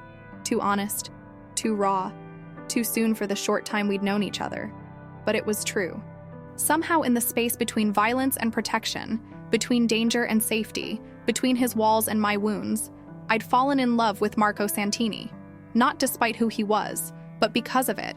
Because he'd asked who hurt me when no one else cared. Because he'd given me choices when everyone else had just taken. Because he'd shown me his darkness and trusted me not to weaponize it. Marco stared at me like I'd struck him. Don't what? Don't love you? Too late. Don't throw your life away for someone who can't protect you. His voice cracked slightly. I promised you partnership. Promised you'd never be helpless again. And the first real test. Your brother plants FBI surveillance, and I didn't catch it. Didn't protect you from the one threat that mattered. You can't protect me from my own choices. I closed the remaining distance. Took his hands even when he tried to pull away. Ryan betrayed us both. That's on him. Not you. Not me. Him. But you gave him the key. Yes. I held his gaze, refused to let him hide behind anger. I gave him the key because I loved him. Because family is supposed to mean something. Because I wasn't smart enough or hard enough or damaged enough yet to see that some people will always choose themselves over everyone else. Marco's fingers tightened around mine. The FBI will use that. They'll paint you as naive at best. Complicit at worst. They'll make Ryan testify that you knew about the wire, that you helped plant it, that everything between us was a setup to gather evidence. Let them try. My voice came out stronger than I felt. I'll take a polygraph. I'll let Patricia tear apart their case. I'll do whatever it takes to prove I didn't know. But Marco, I pulled him closer. I won't run. I won't choose safety over truth. I won't become another person who abandons you when things get complicated. He studied my face like he was memorizing it. Like he expected this to be the last time he saw me without bars between us or marshals standing guard. You understand what testifying means? What they'll ask you? Every intimate detail of our relationship will become public record. Your past, Ryan's addiction, the abuse, all of it exposed for prosecutors to pick apart and juries to judge. I know. And you're still willing to stay? I'm still willing to fight. Something shifted in his expression. Not quite hope, but the absence of resignation. He pulled me against him suddenly, arms wrapping tight enough that I felt his heart racing against mine. His face buried in my hair, breath warm on my neck. I don't deserve you, he murmured. Don't deserve your loyalty or your love or your willingness to walk through fire for someone you've known less than a week. Maybe. I held him just as tight. Or maybe we both deserve someone who stays when staying is hard. Someone who sees the worst parts and chooses to love them anyway. We stood like that until the fear receded enough to breathe normally. Until the panic transformed into something more manageable, still dangerous, still uncertain, but facing it together instead of alone. When we finally separated, Marco's eyes had lost some of their emptiness. We need a strategy. Morrison will try to separate us tomorrow. Interview you without me present. Use isolation to make you feel abandoned. So we don't let her separate us. She'll insist. It's standard procedure. Then Patricia fights it. I grabbed my phone, pulled up her number. You said she's the best. Let's see if that's true. Patricia answered on the second ring, listened to our summary without interrupting, then said something in Latin that sounded extremely profane. They can't use recordings obtained through coerced cooperation, she said finally. If Ryan planted that wire under duress, if the FBI threatened him with prison to force his participation, everything captured is fruit of the poisoned tree. Inadmissible. Can you prove coercion? Can they prove I can't? Her laugh was sharp. Discovery works both ways. They want to use recordings. They have to produce the full chain of custody. Every conversation with Ryan, every agreement made, every threat implied or explicit. And Emma? Her voice gentled slightly. I've been doing this 30 years. Morrison's desperate. This play, threatening you with complicity, means she knows her case is weak. Strong cases don't require intimidation. They require evidence. If she had clean evidence, she wouldn't need you to flip. The knot in my chest loosened fractionally. So what do I do tomorrow? You show up with me. You invoke your Fifth Amendment rights on every substantive question. You let me do the talking. She paused. And Emma, wear something professional but not expensive. Look like a working woman caught in circumstances beyond her control. Not a mob girlfriend enjoying spoils of criminal enterprise. I am a working woman caught in circumstances beyond my control. Exactly. Let's make sure Morrison sees that instead of what she wants to see. After we hung up, Marco pulled me back into his arms. Not passionately, just the comfort of physical proximity. Two people standing together against something larger than themselves. I need to tell you something, he said quietly. About the wire, about what they might have captured. Okay. 3 months ago, I had a conversation in your apartment building's hallway with Vincent. We were discussing a territorial dispute with another family. Nothing violent came of it, but the conversation included details about payments and enforcement. If that wire was active, then... His jaw tightened. It's bad, Emma. Not illegal exactly, but enough to establish pattern of racketeering. Why were you in my building? Checking on you. He had the grace to look slightly embarrassed. After I noticed the bruises that first night, I had Vincent do background. Found out about Ryan's arrests, his connections to dealers who run in circles adjacent to my world, wanted to assess the risk level before deciding how to proceed. You were surveilling me before I even knew your name. Yes, his honesty was brutal. Not romantically, strategically. You were a potential security risk, someone with access to my office who had connections to people in my industry, standard due diligence. When did it change? When did I stop being a risk assessment and start being this? He thought about it, thumb tracing circles on my back. The morning you packed your bag to move to my apartment, Vincent called to confirm you were coming, and I felt relief. Genuine relief that you were choosing safety, choosing help. That's when I knew it had stopped being about security and started being about you. The confession cost him something. I heard it in his voice. The admission that he'd felt something before he'd intended to. That I'd slipped past his carefully constructed walls before he'd even noticed the breach. Tomorrow, I said against his chest. When Morrison asks why I stayed with you, why I didn't run, why I'm protecting you, I'm going to tell her the truth, which is that you're the first person in my life who asked what I needed instead of telling me what to do. That you gave me choices when everyone else gave me ultimatums. That loving you isn't coercion. It's the first free decision I've made in years. His arms tightened. They won't believe you. Then they're idiots. I pulled back to look at him. I spent 2 years with someone who hurt me, and I stayed because I thought love meant sacrifice. Thought devotion meant accepting pain. You taught me different. Taught me that real love protects instead of destroys. That's not a crime, Marco. That's salvation. Emma, I know it's fast. Know it sounds crazy to say I love you when we've barely known each other a week, but trauma has a way of accelerating things, of burning through the superficial stuff and exposing what's real underneath. And this, I gestured between us. This is real. Messy and complicated and dangerous, but real. He kissed me then. Not gently. There was too much fear and desperation and relief for gentleness, but thoroughly, completely, like he was trying to prove something to both of us, that we were worth fighting for, that the FBI and Ryan's betrayal and Morrison's threats couldn't destroy what we'd built in the spaces between violence. When we broke apart, both breathing hard, Marco rested his forehead against mine. Tomorrow's going to be ugly. I know. Morrison will make you question everything. We'll show you evidence that makes me look like a monster. We'll offer you immunity and money and a clean slate if you just walk away. I know. And you're still staying? I'm still staying. I smiled against his mouth. Besides, you're teaching me to be dangerous, remember? Dangerous women don't run, they fight. God help us both. He laughed, the sound rough and real. I'm either the luckiest man alive or the dumbest. Haven't decided which yet. Can't it be both? Probably is. We ordered Chinese food that neither of us had appetite for, picked at Kung Pao Chicken while discussing strategy. Marco walked me through what Morrison would likely ask, how she'd structure questions to trap me into admissions, what Patricia's objections would sound like. By midnight, I could recite my Fifth Amendment rights in my sleep. Get some rest, Marco said finally, walking me to the guest room. Tomorrow starts early, and you need to be sharp. Will you stay? The question came out smaller than I intended. Not Not like that. Just, I don't want to be alone with my thoughts right now. He hesitated, then nodded. Let me grab a book. I'll take the chair. The bed's big enough for both of us.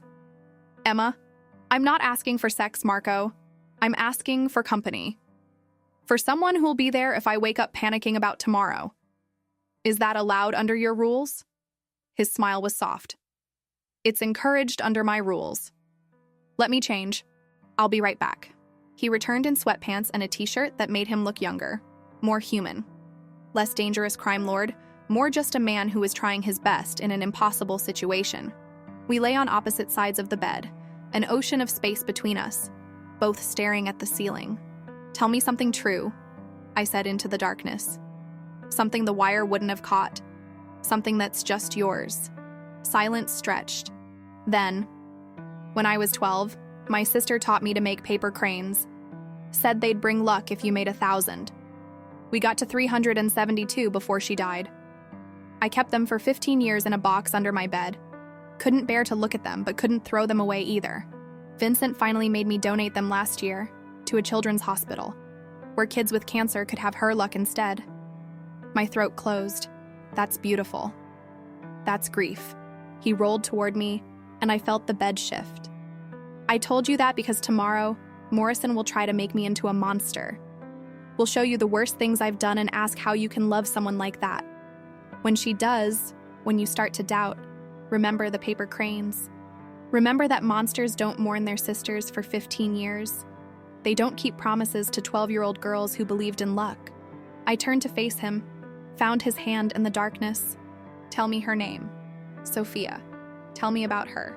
Not the overdose or the tragedy, just her, who she was when she was alive. So he did.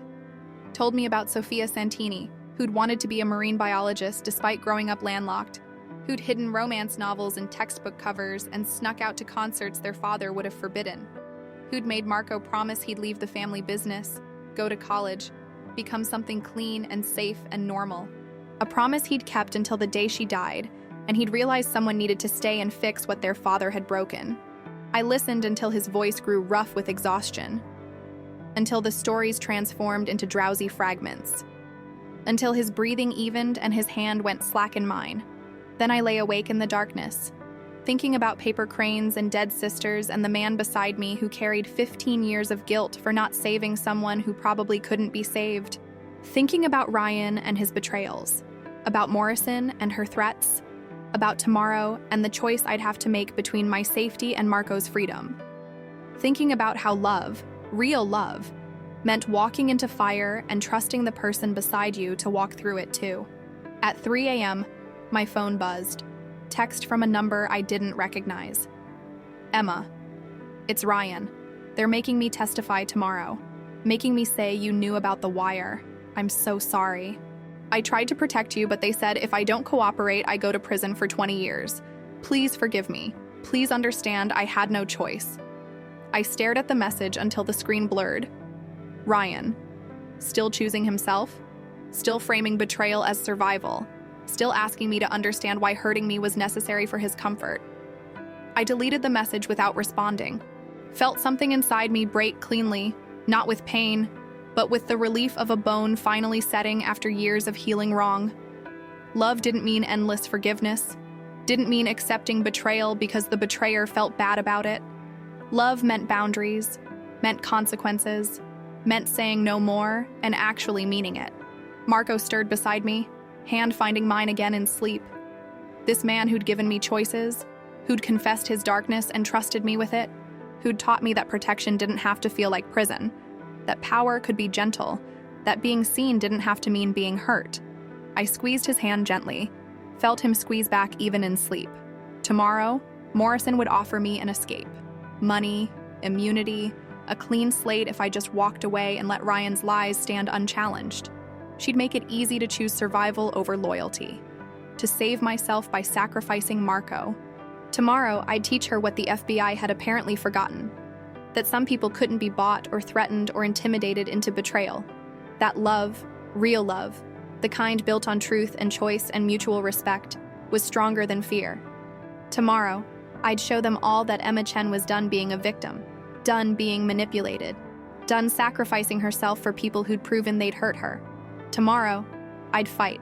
But tonight, I held Marco's hand in the darkness and let myself feel safe, just for these few hours, just until dawn came and the real war began. My phone buzzed again, different number this time. The message made my blood freeze. TikTok, Emma, 9 a.m. Tell the truth or face the consequences. And just so you know what truth looks like, check your email. We sent you a little preview of what Ryan's testimony will include. Sweet dreams. I opened my email with shaking hands, found a video file attached, clicked it despite every instinct screaming not to. The video showed Ryan in an interrogation room, face gaunt but eyes clear. Morrison sat across from him, her expression almost gentle, almost kind. "Tell us about your sister," she said. "About Emma's relationship with Marco Santini." Ryan's voice was hollow. She knew everything. About his business, his operations, the illegal stuff. She told me he was grooming her, making her dependent so she'd help him with money laundering through his nonprofit. She was scared, but felt trapped. The video cut off. I stared at the blank screen, pulse hammering. Ryan was going to testify that I'd been complicit all along, that I'd known about criminal operations and participated willingly, that everything I'd said about being protected was a lie to cover my own involvement, and Morrison had recordings that could make that story believable. 3 months of conversations between me and Marco, edited and arranged to support whatever narrative the FBI wanted to sell. I was going to prison, or Marco was, or both of us. The only question left was whether I'd save myself by letting him burn, or burn with him by telling the truth. I didn't wake Marco, didn't tell him about Ryan's video or Morrison's preview of tomorrow's testimony. Instead, I sat in the darkness of the guest room watching my brother's hollow eyes on repeat, listening to him describe a version of me I didn't recognize. Calculating, complicit, corrupt. A woman who'd known about criminal operations and participated willingly. A woman who didn't exist except in the story the FBI needed to tell. By the time dawn broke over Boston Harbor, I'd watched the clip 17 times, memorized every micro-expression on Ryan's face, every pause that suggested coaching, every word that sounded rehearsed instead of remembered. This wasn't my brother confessing truth. This was my brother reading lines written by prosecutors who needed a narrative that justified 3 months of surveillance and hundreds of hours of recordings that apparently proved nothing on their own. Marco found me at 6 a.m., still dressed in yesterday's clothes, phone dead in my lap from playing the video on loop. "You didn't sleep," not a question. He crouched in front of me, hands on my knees, eyes searching my face. "What happened?" I showed him the email, watched his expression shift from concern to cold fury as Ryan's voice filled the quiet room. When it finished, Marco was silent for a long moment, jaw working like he was chewing through 1,000 different responses and rejecting them all. That's not testimony. His voice was controlled, surgical. That's a script Morrison fed him. Notice how he doesn't provide specifics. No dates, no concrete examples, just vague accusations about knowing everything and helping with money laundering. She's coaching him to make claims she can't prove, hoping you'll panic and corroborate to save yourself. What if the recordings back up his story? What if 3 months of us talking, out of context, edited, makes it look like I knew?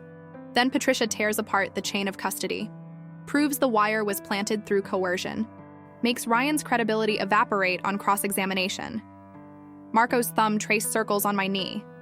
"Emma, listen to me. Morrison is desperate. This preview, it's psychological warfare. She wants you walking into that interrogation room already defeated, already believing you're guilty, already willing to take whatever deal she offers just to make it stop. And if I don't take the deal, then we fight." His eyes held mine. Together. With every resource I have and every legal mind I can buy. We make them prove every allegation, challenge every piece of evidence, turn their own tactics against them until a jury sees what I see. A woman who survived abuse and found protection, not a criminal who found opportunity. The certainty in his voice steadied something inside me. But underneath it, I heard what he wasn't saying. That fighting meant exposure, meant my past becoming public record, meant standing in a courtroom while prosecutors painted me as either a victim too stupid to recognize kidnapping or a criminal too smart to leave evidence. "Your nonprofit," I said quietly. The youth programs, the job training. If Morrison ties me to money laundering through that organization, she doesn't just hurt you. She hurts every person those programs serve, every kid getting a second chance, every ex-con trying to rebuild. That's what my staying costs, Marco. Not just your freedom, their futures. Something flickered across his face. Pain. Maybe. That I'd seen the full scope of consequences while he'd been focused on keeping me safe. You're right. If she connects you to the nonprofit with evidence of criminal knowledge, the organization loses funding. IRS investigates, programs shut down. People I've been trying to help for a decade get caught in crossfire. So maybe Morrison's right. Maybe the smart play is me taking the deal. Testifying that you coerced me, that I was a victim, that everything between us was manipulation. I get immunity, you get charged with kidnapping instead of racketeering, and the nonprofit stays clean because I never had legitimate access to anything. Marco stood abruptly, turned away. When he spoke, his voice was barely above a whisper. Is that what you want? To save my organization by destroying me? To call what we have coercion instead of choice? I don't know what I want. The confession felt like failure. I want Ryan to stop being a weapon people use against me. I want Morrison to stop offering me salvation at the cost of my integrity. I want this whole situation to be something other than choosing which version of myself to betray. Then don't choose yet. He turned back, and I saw the strategist reasserting control over the man. Don't decide anything until you've heard what Patricia has to say. She's meeting us in an hour. Let her assess the evidence, explain our options, lay out the actual risks versus Morrison's invented ones. And if Patricia says the evidence is bad, if she says taking the deal is the smart play, then we'll consider it. His hand cupped my face. But Emma, I need you to understand something. Whatever you decide, whatever you choose for your own survival, I won't hold it against you. Won't retaliate, won't make your life harder, won't do any of the things Morrison's probably telling you dangerous men do to women who betray them. You're not trapped. Not by me, never by me. The irony was almost funny. He was giving me freedom to destroy him, proving he wasn't the monster Morrison needed him to be by offering me the weapon to make him into one. I love you, I said. That doesn't change regardless of what happens today. Regardless of what I have to do to survive this, I know. He kissed my forehead. And that's why, no matter what, you're already the bravest person I've ever met. Patricia arrived at 7 a.m. with 3 associates, 4 briefcases, and the kind of manic energy that suggested she'd been awake all night doing what lawyers do, finding loopholes in other people's certainties. She set up in Marco's dining room, spreading documents across the mahogany table like a general planning invasion. Good news and bad news. Which do you want first? Bad, Marco said. Always bad first. The recordings are real. FBI obtained a warrant for the wire based on Ryan's cooperation, which makes them technically admissible if we can't prove the cooperation was coerced. She pulled out a transcript, pages of dialogue highlighted in different colors. They have you, Marco, discussing territory disputes, payments to protect local businesses, personnel decisions about enforcement, nothing explicitly illegal, but enough to establish pattern of racketeering if a jury's inclined to read it that way. My stomach dropped. And me, you mostly stay quiet during the questionable conversations. Few responses, mostly one-word acknowledgements. Okay, I understand, that sort of thing. Patricia's eyes met mine. Morrison will argue that silence equals complicity, that you heard criminal planning and didn't report it, which makes you an accessory. But Emma, her voice gentled. Silence could also mean fear. Could mean you were trapped in a situation you didn't understand, responding minimally because you were trying to stay safe. It's all about framing. What's the good news? Patricia smiled like a shark. Ryan Chen is the worst witness I've seen in 30 years. His statement has 47 factual inconsistencies, 12 timeline errors, and 3 claims that directly contradict the recordings themselves. Either the FBI coached him so badly they gave him false information, or he's lying through his teeth to avoid prison. Either way, I'll eviscerate him on cross-examination. But you have to get to cross-examination, Marco said, which means they charge us first. Oh, they'll charge you. Patricia nodded. Question is what with racketeering requires proof of ongoing criminal enterprise. Kidnapping requires proof of coercion and lack of consent. Money laundering requires proof of illegal funds moving through legitimate businesses. They're fishing, hoping your testimony, she looked at me, gives them the hook they need. So what do I say? Nothing. You invoke Fifth Amendment on every substantive question. Make them charge you if they want your story. Once charges are filed, we get discovery, all their evidence, all their witness statements, every recording and transcript. Then we build our defense knowing exactly what they have instead of guessing. And if they offer a deal? I asked. Immunity for testimony? Patricia's expression turned serious. Then we consider it very carefully. Look at what they're actually offering versus what they're asking. But Emma, she leaned forward. Immunity deals aren't gifts. They're transactions. The prosecution gives you safety in exchange for testimony that helps them win. If you take a deal and testify against Marco, you're not just telling your story. You're telling their story in your words. And once you do that, you can't take it back. The weight of her words settled over the room. This wasn't just legal strategy. This was moral calculus. Who to save at whose expense? Which version of truth to tell? Whether love meant sacrifice or self-preservation. I need to talk to Ryan, I said suddenly, face to face. Before I make any decisions, I need to hear him explain why he's lying about me. Why he's claiming I knew things I didn't know. Participated in things I never touched. Bad idea, Patricia said immediately. Anything you say to him becomes discoverable. Any reaction you have gets reported to Morrison. You give them ammunition. I don't care. I stood, surprising myself with the certainty. Ryan spent 2 years hitting me, then 3 months surveilling me, and now he's lying about me to save himself. Before I decide whether to sacrifice Marco's freedom to protect my own, I need to look my brother in the eye and understand if there's anything left of the person he used to be. If there's any chance he's doing this because he genuinely believes it's true, or if he's just exactly what he's always been, an addict who'll say anything to avoid consequences. Marco studied me. You think it'll give you clarity? I think it'll give me closure. There's a difference. He nodded slowly. Then we make it happen. Patricia, can you arrange a meeting? Supervised, recorded, with me present. She pulled out her phone. If we're doing this, we do it right. No surprises, no ammunition for Morrison. 2 hours later, I sat in a conference room at Patricia's law firm, waiting for the brother I wasn't sure I'd ever really known. Marco wanted to come, but I'd asked him to wait outside. This conversation needed to be between Ryan and me. No buffers, no protection, just the truth. Neither of us had been brave enough to speak for 2 years. Ryan looked worse than the video had suggested. Prison-issue orange jumpsuit hanging off a frame that had lost 20 pounds.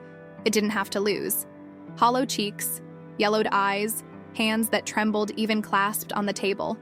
But his eyes, when they met mine, held something I hadn't expected. Shame. Real, genuine shame. His voice cracked. God, I'm so sorry. Stop. I kept my voice level. I didn't come here for apologies. I came here for explanations. Tell me why you're claiming I knew about Marco's operations. Why you're saying I participated in money laundering. Why you're lying. He flinched like I'd struck him. I'm not lying. Not exactly. They asked what you knew, and I told them what I thought you knew. What I assumed you must have known because you're smart and you were living with him. I was living in an apartment he provided after you beat me so badly I couldn't hide the bruises anymore. After you sold information about me to the Kozlovs.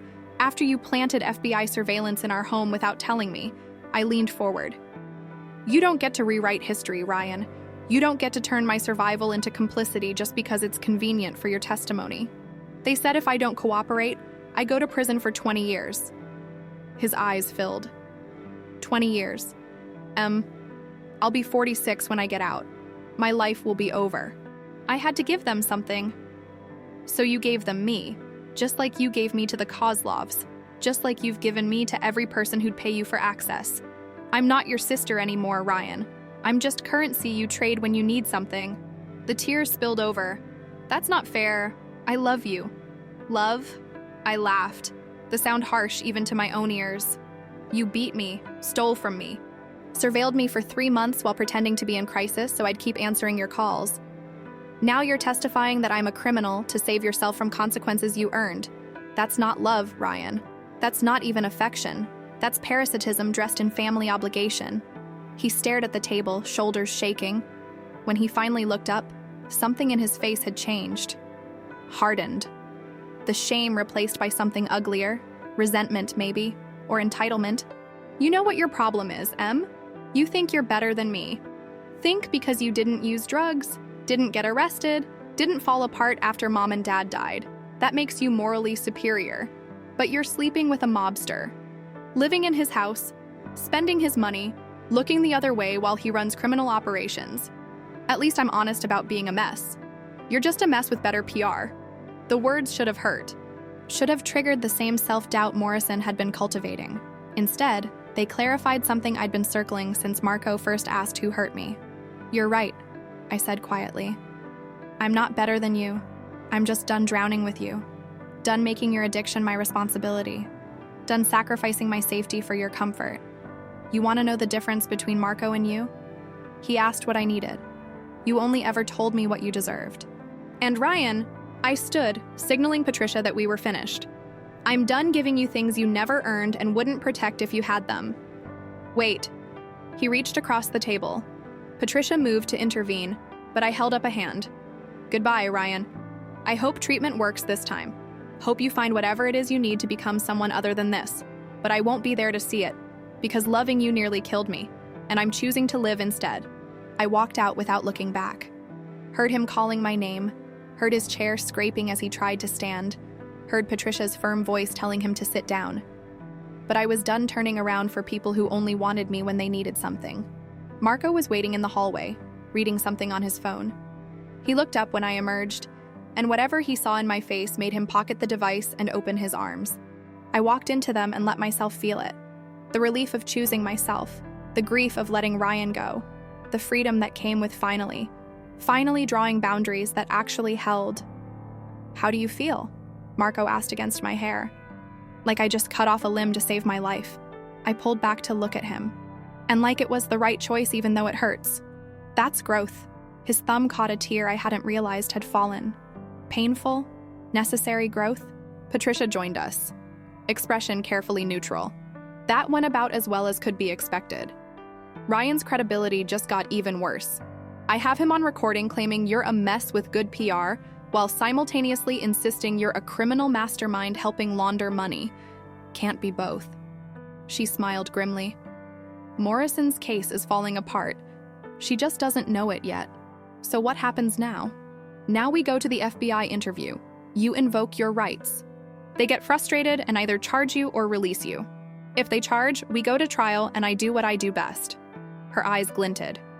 Destroy witnesses who lie under oath. I'm very good at it.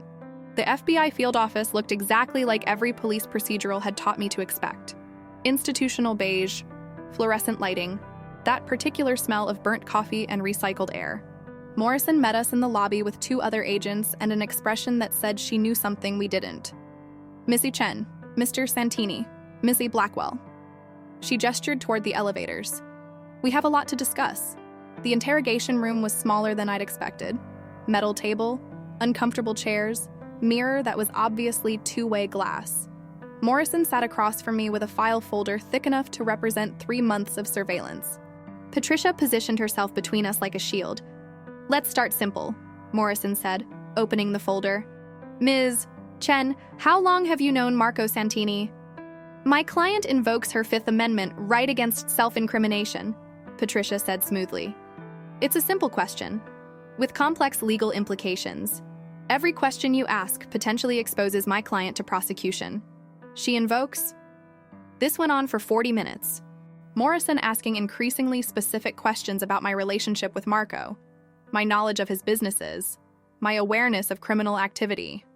Patricia deflecting every single one with the precision of someone who'd done this 1,000 times and would happily do it 1,000 more. Finally, Morrison sat back, frustration evident. Ms. Blackwell, your client's silence suggests guilt. Innocent people don't hide behind the Fifth Amendment. Innocent people invoke constitutional protections against prosecutorial overreach all the time. Patricia's smile was razor sharp, especially when the prosecution's star witness is a drug addict who will say anything to avoid prison and whose testimony contradicts itself in 47 places. Would you like me to list them? Morrison's jaw tightened. I'm prepared to offer Ms. Chen a deal. Full immunity from prosecution in exchange for truthful testimony about Marco Santini's criminal operations and her knowledge thereof. Define truthful, Patricia countered. Because truth in this context seems to mean whatever supports your narrative. My client's actual truth, that she was a domestic violence victim who accepted protection from someone powerful enough to provide it, doesn't fit your case theory. So you want her to lie and call it truth. I want her to admit that she knew. She invokes. Patricia stood. We're done here. Either charge my client or release her. This fishing expedition is over. Morrison's expression turned cold. Fine. She pulled out a document, slid it across the table. Emma Chen, you're being charged as an accessory to racketeering. Bail hearing is Monday. Until then, you're remanded to federal custody. The room tilted. Patricia's hand on my shoulder kept me upright. On what grounds? You have no evidence of criminal knowledge, no proof of participation. We have 3 months of recordings where she heard detailed discussions of criminal activity and didn't report it. That's consciousness of guilt. Morrison stood. And we have her brother's testimony that she actively participated in laundering money through Santini's nonprofit. Ryan's lying. I started. Emma, don't. Patricia's warning came too late. Morrison smiled. Thank you for that. First substantive statement you've made. For the record, Ms. Chen believes her brother is lying about her participation, which means she acknowledges participation occurred. She just disputes her knowledge of it. She looked at Patricia. Your client just gave me probable cause to hold her. We're done. 2 marshals appeared to escort me out. Marco stood as they led me past, his face carved from stone. I'll get you out. Whatever it takes, I'll get you out. I know, I said, and meant it. But as they fingerprinted me, photographed me, processed me into the system like I was already guilty, I felt the walls closing in. Not prison walls. Those were just concrete and steel. The walls of choices narrowing, of options disappearing, of the space between truth and survival getting smaller until eventually they'd be the same thing and I'd have to decide which version of myself to become. The holding cell was cold. 3 other women shared the space, 2 sleeping, 1 staring at nothing with eyes that had seen too much and believed too little. I sat on a bench that smelled like desperation and tried to remember Marco's face before the marshals had taken me. Tried to hold on to the certainty that this was temporary, that Patricia would fix this, that justice would eventually catch up to Morrison's vendetta. At 9 p.m., a guard called my name. Chen, you made bail. I followed her out in a daze. Bail hearing wasn't until Monday. Someone had pulled strings, called in favors, moved mountains in the space between afternoon and evening. Marco was waiting and processing, flanked by Patricia and a man I didn't recognize. Emma. He pulled me into his arms the moment I was released. Christ, I'm sorry. I'm so sorry you had to go through that. How? Judge Hawthorne, the stranger said, extending his hand. Old friend of the family. Marco called in a favor. I expedited a bail hearing. And here we are. You're out pending trial, with conditions. Stay in state, report weekly to pretrial services, no contact with witnesses. Ryan, Patricia clarified. No contact with Ryan specifically. Anyone else is fair game. We drove back to the brownstone in silence. I was too wrung out for conversation, too raw for comfort, too aware that this was just the beginning. Trial would mean months of discovery, depositions, testimony, months of my past dissected in public, months of defending choices I'd made for survival while prosecutors painted them as calculation. Inside, Marco poured whiskey neither of us drank. We sat on the couch, not touching but close, 2 people who'd been through war and didn't quite know how to come home. Thank you, I said finally. For the bail, for Patricia, for not telling me I told you so when I spoke in that interrogation room and gave Morrison ammunition. You were provoked. It was clever on her part. He stared into his glass. Emma, I need to tell you something. About the nonprofit? About what Morrison's really after. Okay. The organization isn't entirely clean. Not criminal exactly, but compromised. We do real work, help real people, provide actual services. But some of the funding comes from sources that can't withstand IRS scrutiny, shell companies, overseas accounts, money I've been slowly legitimizing, but that still has questionable origins. He looked at me. If Morrison connects you to those operations through testimony, she doesn't just take down the nonprofit, she takes down everything I've spent 15 years building. Every business, every asset, every person who depends on the Santini name for protection or employment or safety. The scope of it staggered me. How many people? Directly? Maybe 300 employees across all businesses. Indirectly? Thousands. Families who depend on paychecks, kids in programs, neighborhoods where our presence keeps worse predators out. He set down his glass. Morrison knows this. Knows that charging me with racketeering using the nonprofit as evidence means collateral damage she can sell as cleaning up corruption. But Emma, his voice dropped, you don't have to go down with me. You can still take the deal. Testify you were coerced, that you didn't know about the questionable funding, that I manipulated you. Save yourself and I'll save what I can of everything else.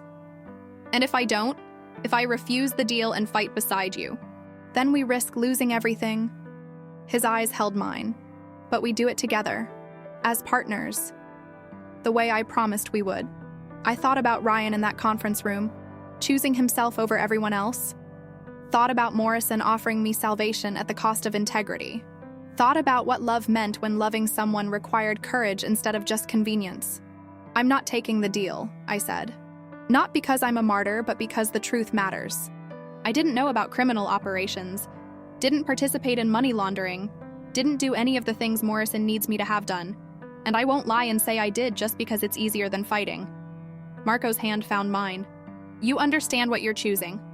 Trial means exposure, means your abuse becoming public record, means Ryan testifying against you while you watch, means potential prison time if a jury believes Morrison's narrative over ours. I understand. I squeezed his hand. And I also understand that some things are worth fighting for, that truth has value even when lies are convenient, that the person I want to become isn't someone who saves herself by destroying others. He pulled me close, and we sat like that while night deepened around us. Two people who'd found each other in the space between violence and safety, who'd chosen truth over comfort, who were about to walk through fire together and hope they came out the other side. At midnight, my phone buzzed. Email from an unknown sender. Subject line: You should have taken the deal. Attached was a video file. I opened it with shaking hands. The video showed the interior of Marco's nonprofit office, financial documents spread across a desk, and someone's hands, wearing gloves, carefully placing an envelope full of cash into a file folder marked with my name. The timestamp: 3 days ago. While I'd been living at Marco's brownstone, while I'd been nowhere near that office. Morrison's voice came through the speaker, cold and satisfied. This is what happens when you choose wrong, Emma. We offered you a way out. Now we're going to prove you're exactly what your brother says you are. A criminal who got caught. Sleep well? You're going to need your strength for what comes next. The planted evidence shouldn't have surprised me. Morrison had been 3 moves ahead since the beginning. Why would she stop now? But seeing my name on that file folder, watching gloved hands stage a crime I'd never committed, felt like watching my own execution in slow motion. Marco took the phone from my trembling hands, watched the video once, then made 3 calls in rapid succession. First to Patricia, waking her at midnight with the kind of controlled fury that made even lawyers snap to attention. Second to someone he called simply Tech, a conversation conducted entirely in jargon I didn't understand about metadata and digital forensics. Third to Vincent, instructions delivered in clipped sentences about securing the nonprofit office and pulling surveillance footage from every camera within 3 blocks. I sat on the couch and felt something inside me shift. Not break, I'd been broken before, knew what that felt like. This was different. This was the moment when survival instinct transformed into something sharper, something that looked less like fear and more like rage. They're not just building a case, I said when Marco hung up. They're manufacturing one, creating evidence because the real evidence doesn't support their story. Yes. He sat beside me, close but not touching, giving me space to feel whatever I needed to feel. Morrison's desperate. Her surveillance didn't capture what she needed. Ryan's testimony is falling apart, and she's running out of time before her superiors start asking why she spent 3 months and $250,000 in resources on a case with no conviction. So she's doing what desperate prosecutors do. She's creating the crime she needs to prosecute. Can we prove it? Can Patricia show the video's fabricated? Maybe. Tech says the metadata will tell us when it was filmed, whether it's been edited, potentially even whose phone recorded it. But Emma, his voice gentled, even if we prove this specific video is staged, Morrison can claim it's reconstructing events that actually happened. Say she made it to illustrate what your participation looked like, not to fabricate evidence. It's shaky legally, but juries don't understand digital forensics. They see your name on a folder and cash going into it, and reasonable doubt becomes reasonable belief. I thought about the interrogation room, Morrison's cold smile, the way she'd maneuvered me into speaking just enough to justify holding me. Thought about Ryan's coach testimony and planted wires, and now this. Evidence manufactured wholesale because reality wasn't cooperating with her narrative. I'm done being their victim. Marco looked at me sharply. What do you mean? I mean, Morrison thinks I'll fold under pressure. Thinks if she makes the evidence scary enough, the charges serious enough, the consequences clear enough, I'll take whatever deal she offers just to make it stop.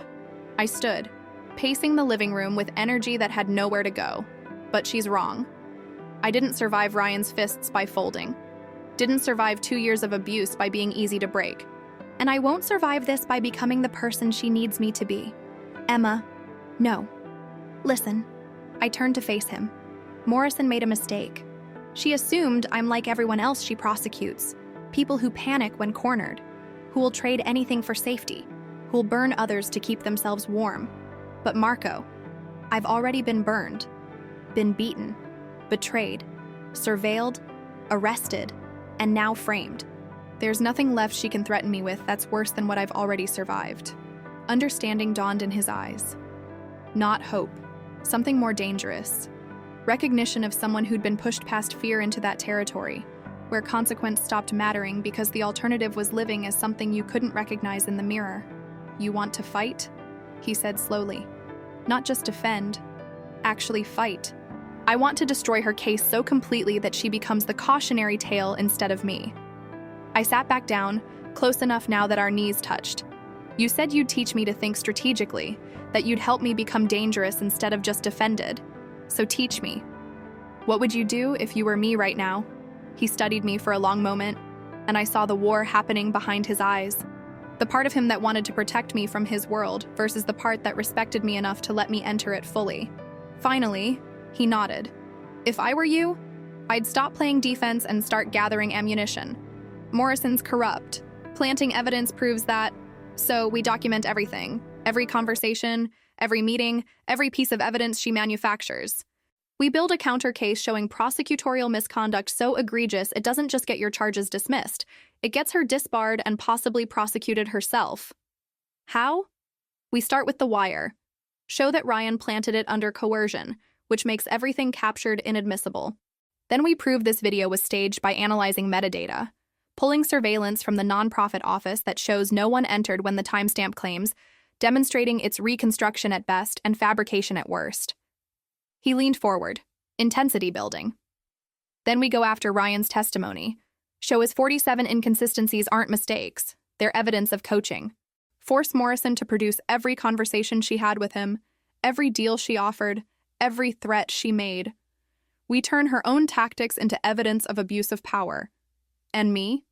What's my role besides being the victim they're trying to save? You become the witness she never wanted you to be. Marco's hand covered mine. You take the stand, not in your own defense, but as a witness to her misconduct. You tell the truth about every conversation, every pressure tactic, every attempt to make you lie. You make the trial about her corruption instead of my alleged crimes. The strategy was elegant in its viciousness. Turn the prosecutor into the prosecuted. Make Morrison's zealotry the story instead of Marco's empire. Use her own desperation against her. Patricia will hate this, I said. Defense attorneys don't usually put their clients on the stand. Too risky. Patricia works for me. She'll do what we need. But Emma, he squeezed my hand. This only works if you're absolutely certain. Once you take the stand and start making accusations against an FBI agent, there's no walking it back. You become Morrison's enemy permanently. She'll come after you with everything she has, and federal prosecutors hold grudges that last decades. Good. I met his eyes. Let her come. I'm tired of being afraid of powerful people who think I'm too small to fight back. Time I showed her what 2 years of surviving Ryan's violence actually taught me, that I'm a lot harder to break than I look. Something shifted in Marco's expression. Not quite pride, but close. The recognition of someone who'd finally stopped asking permission to defend themselves. Okay, then we do this right. He pulled out his phone, started typing. Patricia needs to know we're changing strategy. Tech needs to prioritize the metadata analysis. Vincent needs to pull every second of surveillance footage from the nonprofit. And you need to write down everything. Every conversation with Morrison. Every pressure tactic. Every moment you felt coerced or manipulated. Dates, times, exact words if you remember them. We're building a record. I grabbed my laptop and started writing. Not the victim statement Patricia had wanted. That careful narrative of abuse and rescue that painted me as helpless. Instead, I wrote the truth. About Morrison's threats in the FBI car, her implication that other women had died, her offer of immunity in exchange for false testimony. About the interrogation room tactics, the way she'd maneuvered me into speaking just enough to justify arrest. About Ryan's coached testimony and now this, fabricated evidence designed to create a crime where none existed. By dawn, I had 17 pages. Single-spaced, detailed, damning. Patricia arrived at 7 a.m. with coffee and skepticism. You want to accuse a federal prosecutor of evidence tampering and witness coercion? She set down the coffee with enough force to slosh it over the rim. That's not a defense strategy. That's suicide. Or it's the truth, I countered. Morrison planted evidence. She coached Ryan to lie. She threatened me with prison to force false testimony. That's not justice, it's corruption. And I'm not going to prison to protect her reputation. Even if we prove misconduct, it doesn't eliminate your charges. You still heard conversations about criminal activity, still stayed in Marco's home with knowledge of his operations. Prosecutorial misconduct gets evidence thrown out. It doesn't make you innocent. Then we make the jury see what I see. I pushed my 17 pages across the table. That I was a domestic violence victim who accepted protection from someone powerful enough to provide it. That every choice I made was survival, not complicity. That Morrison's so desperate to take down Marco Santini, she's willing to destroy an innocent woman to do it. Patricia read my statement, her expression shifting from skeptical to thoughtful to something almost impressed. This is good. Detailed, emotional, credible. If you can testify like this, if you can hold up under cross-examination without falling apart, it might work. I won't fall apart. Everyone says that, Patricia said dryly. Then they get on the stand and a prosecutor spends 6 hours systematically dismantling their credibility, calling them liars, making them defend every choice they've ever made. It's psychological warfare, Emma. Most people can't handle it. Most people haven't survived what I've survived. I looked at Marco, saw him watching me with that careful intensity that meant he was calculating odds and outcomes. I can do this, but I need to be ready. I need to know every question they'll ask. Every trap they'll set, every way they'll try to break me down. So let's prepare. You be Morrison. Ask me everything she'll ask. Make it as brutal as it'll be in court. Don't spare me. Patricia glanced at Marco. You're okay with this. I'm okay with Emma making her own choices about how she fights. His eyes met mine. But I want one thing clear before we start. You don't have to prove anything to me or to Patricia or to anyone else. If at any point this becomes too much, if the preparation feels like its own kind of abuse, you stop. You take the deal, or you let me take the fall, or you do whatever you need to do to survive. No judgment, no consequences, no guilt. I know. And I love you for saying it. I squeezed his hand once, then released it. But I'm not stopping. I'm not backing down. And I'm not letting Morrison win by making me afraid of my own truth. We spent the next 8 hours in Marco's study, Patricia playing the role of hostile prosecutor with disturbing accuracy. She attacked every part of my story, questioned why I'd given Ryan a key if he was abusive, why I'd stayed with Marco if I wasn't benefiting from his crimes, why I hadn't reported the conversations I'd overheard if I was truly ignorant of their criminal nature. She called me a liar, a gold digger, a woman who'd traded her integrity for luxury and was now playing victim to avoid consequences. By hour 3, I was crying. By hour 5, I was furious. By hour 8, I was cold. Delivering answers with the kind of controlled precision that came from burning through every emotion until only truth remained. Why did you give Ryan a key? Patricia asked for the 4th time, attacking from a different angle. Because I loved him. Because he was my brother and I believed family meant something. because 2 years of abuse hadn't yet killed the hope that he'd get clean and become the person he'd been before drugs destroyed him. But he'd already beaten you, already stolen from you. Why would you trust him? I didn't trust him. I hoped for him. There's a difference. Trust is earned.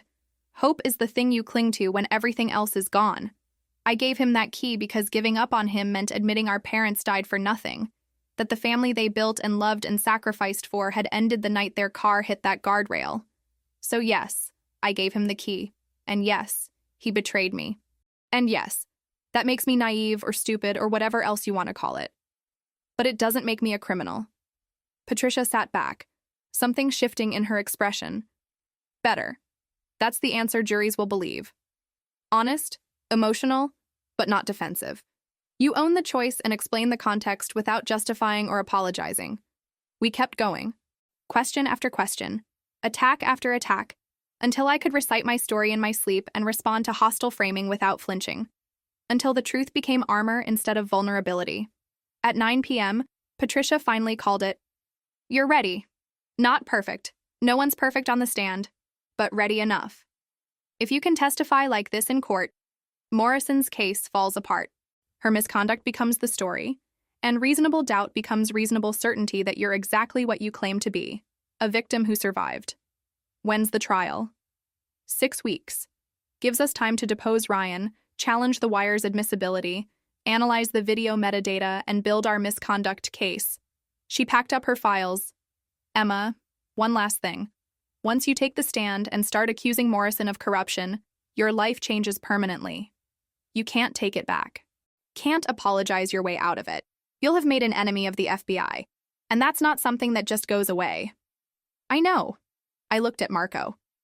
But I've already made an enemy of fear, and between the two, I'd rather fight the FBI.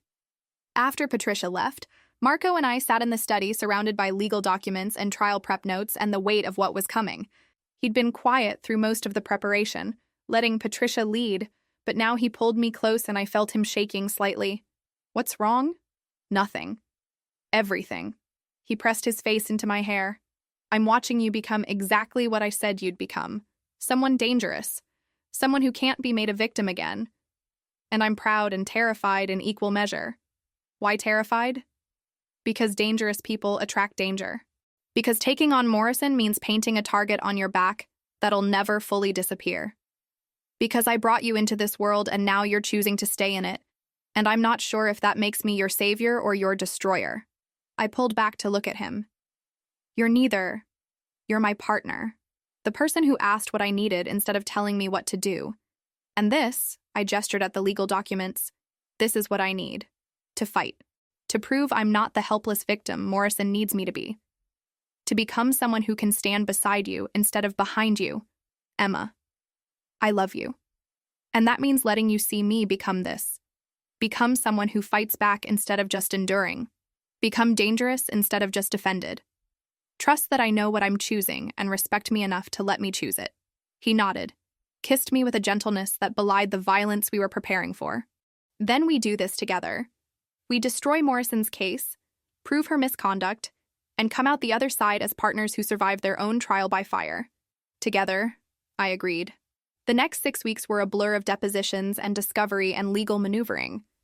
Tech proved the video had been filmed 3 days before the timestamp claimed, in a different location than Morrison had alleged, with equipment that matched FBI-issue cameras. Vincent's surveillance footage showed no one had entered the nonprofit office during the window, Morrison's video depicted. Ryan's deposition fell apart under Patricia's cross-examination. 47 inconsistencies became 63 each. Timeline errors multiplied. And his coach testimony became obvious even to the stenographer who kept noting his pauses to recall were suspiciously uniform. Morrison fought every challenge with escalating desperation. She tried to block the metadata analysis, claiming national security, tried to prevent Ryan's deposition from being used at trial, claiming witness intimidation, tried to get my own testimony excluded as irrelevant to the charges. Patricia dismantled every objection with the methodical precision of someone who'd spent 30 years making prosecutors regret their overreach. By the time trial started, Morrison's case had been reduced to 3 dubious recordings: Ryan's compromised testimony, and the planted video that Tech had proven was fabricated.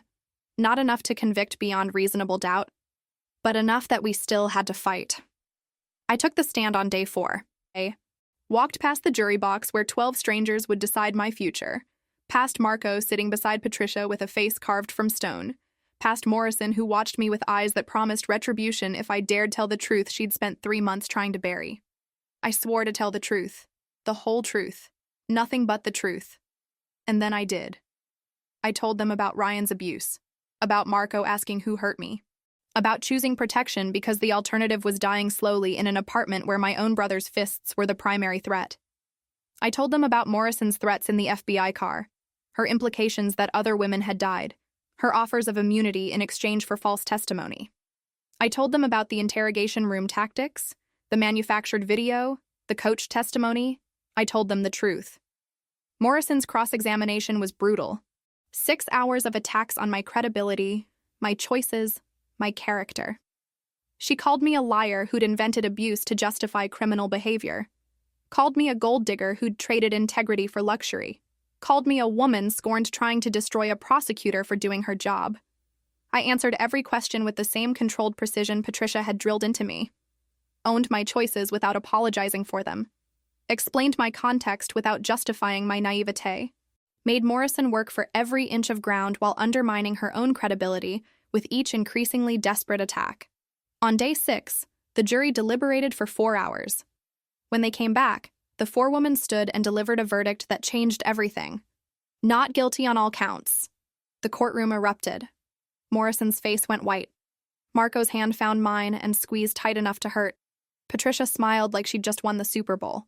But the judge wasn't finished. She looked at Morrison with an expression that could freeze fire.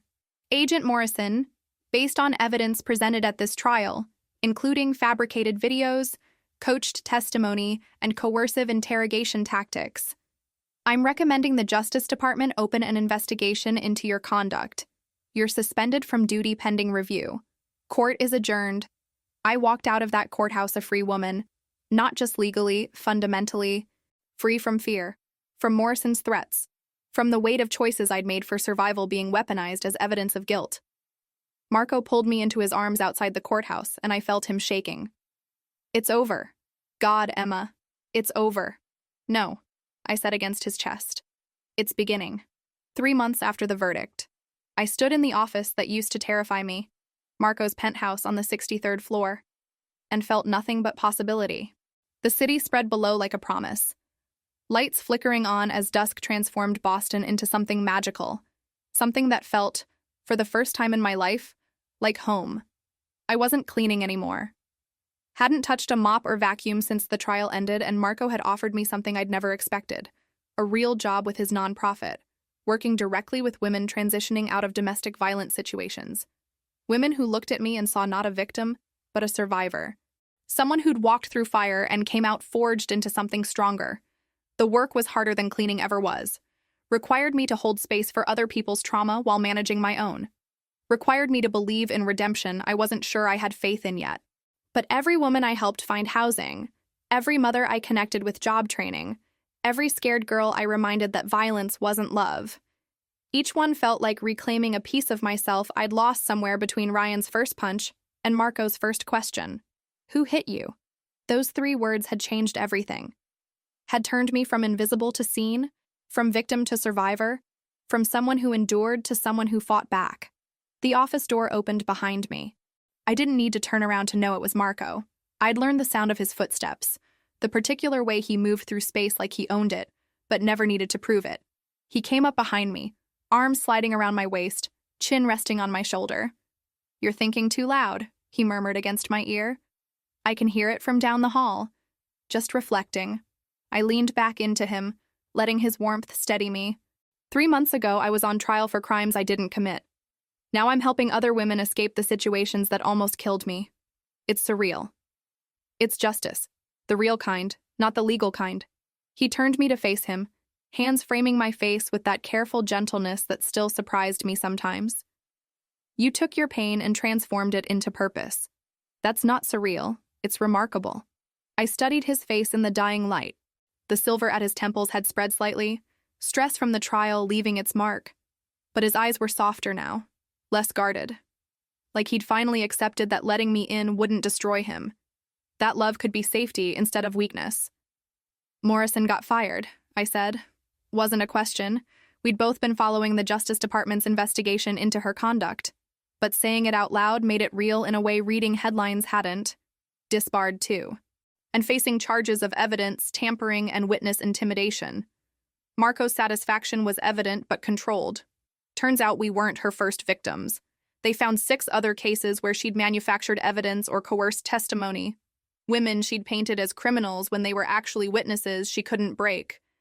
You taking the stand and exposing her tactics opened the floodgates. The knowledge sat heavy in my chest. 6 other women. 6 other lives Morrison had tried to destroy because they wouldn't give her the conviction she wanted.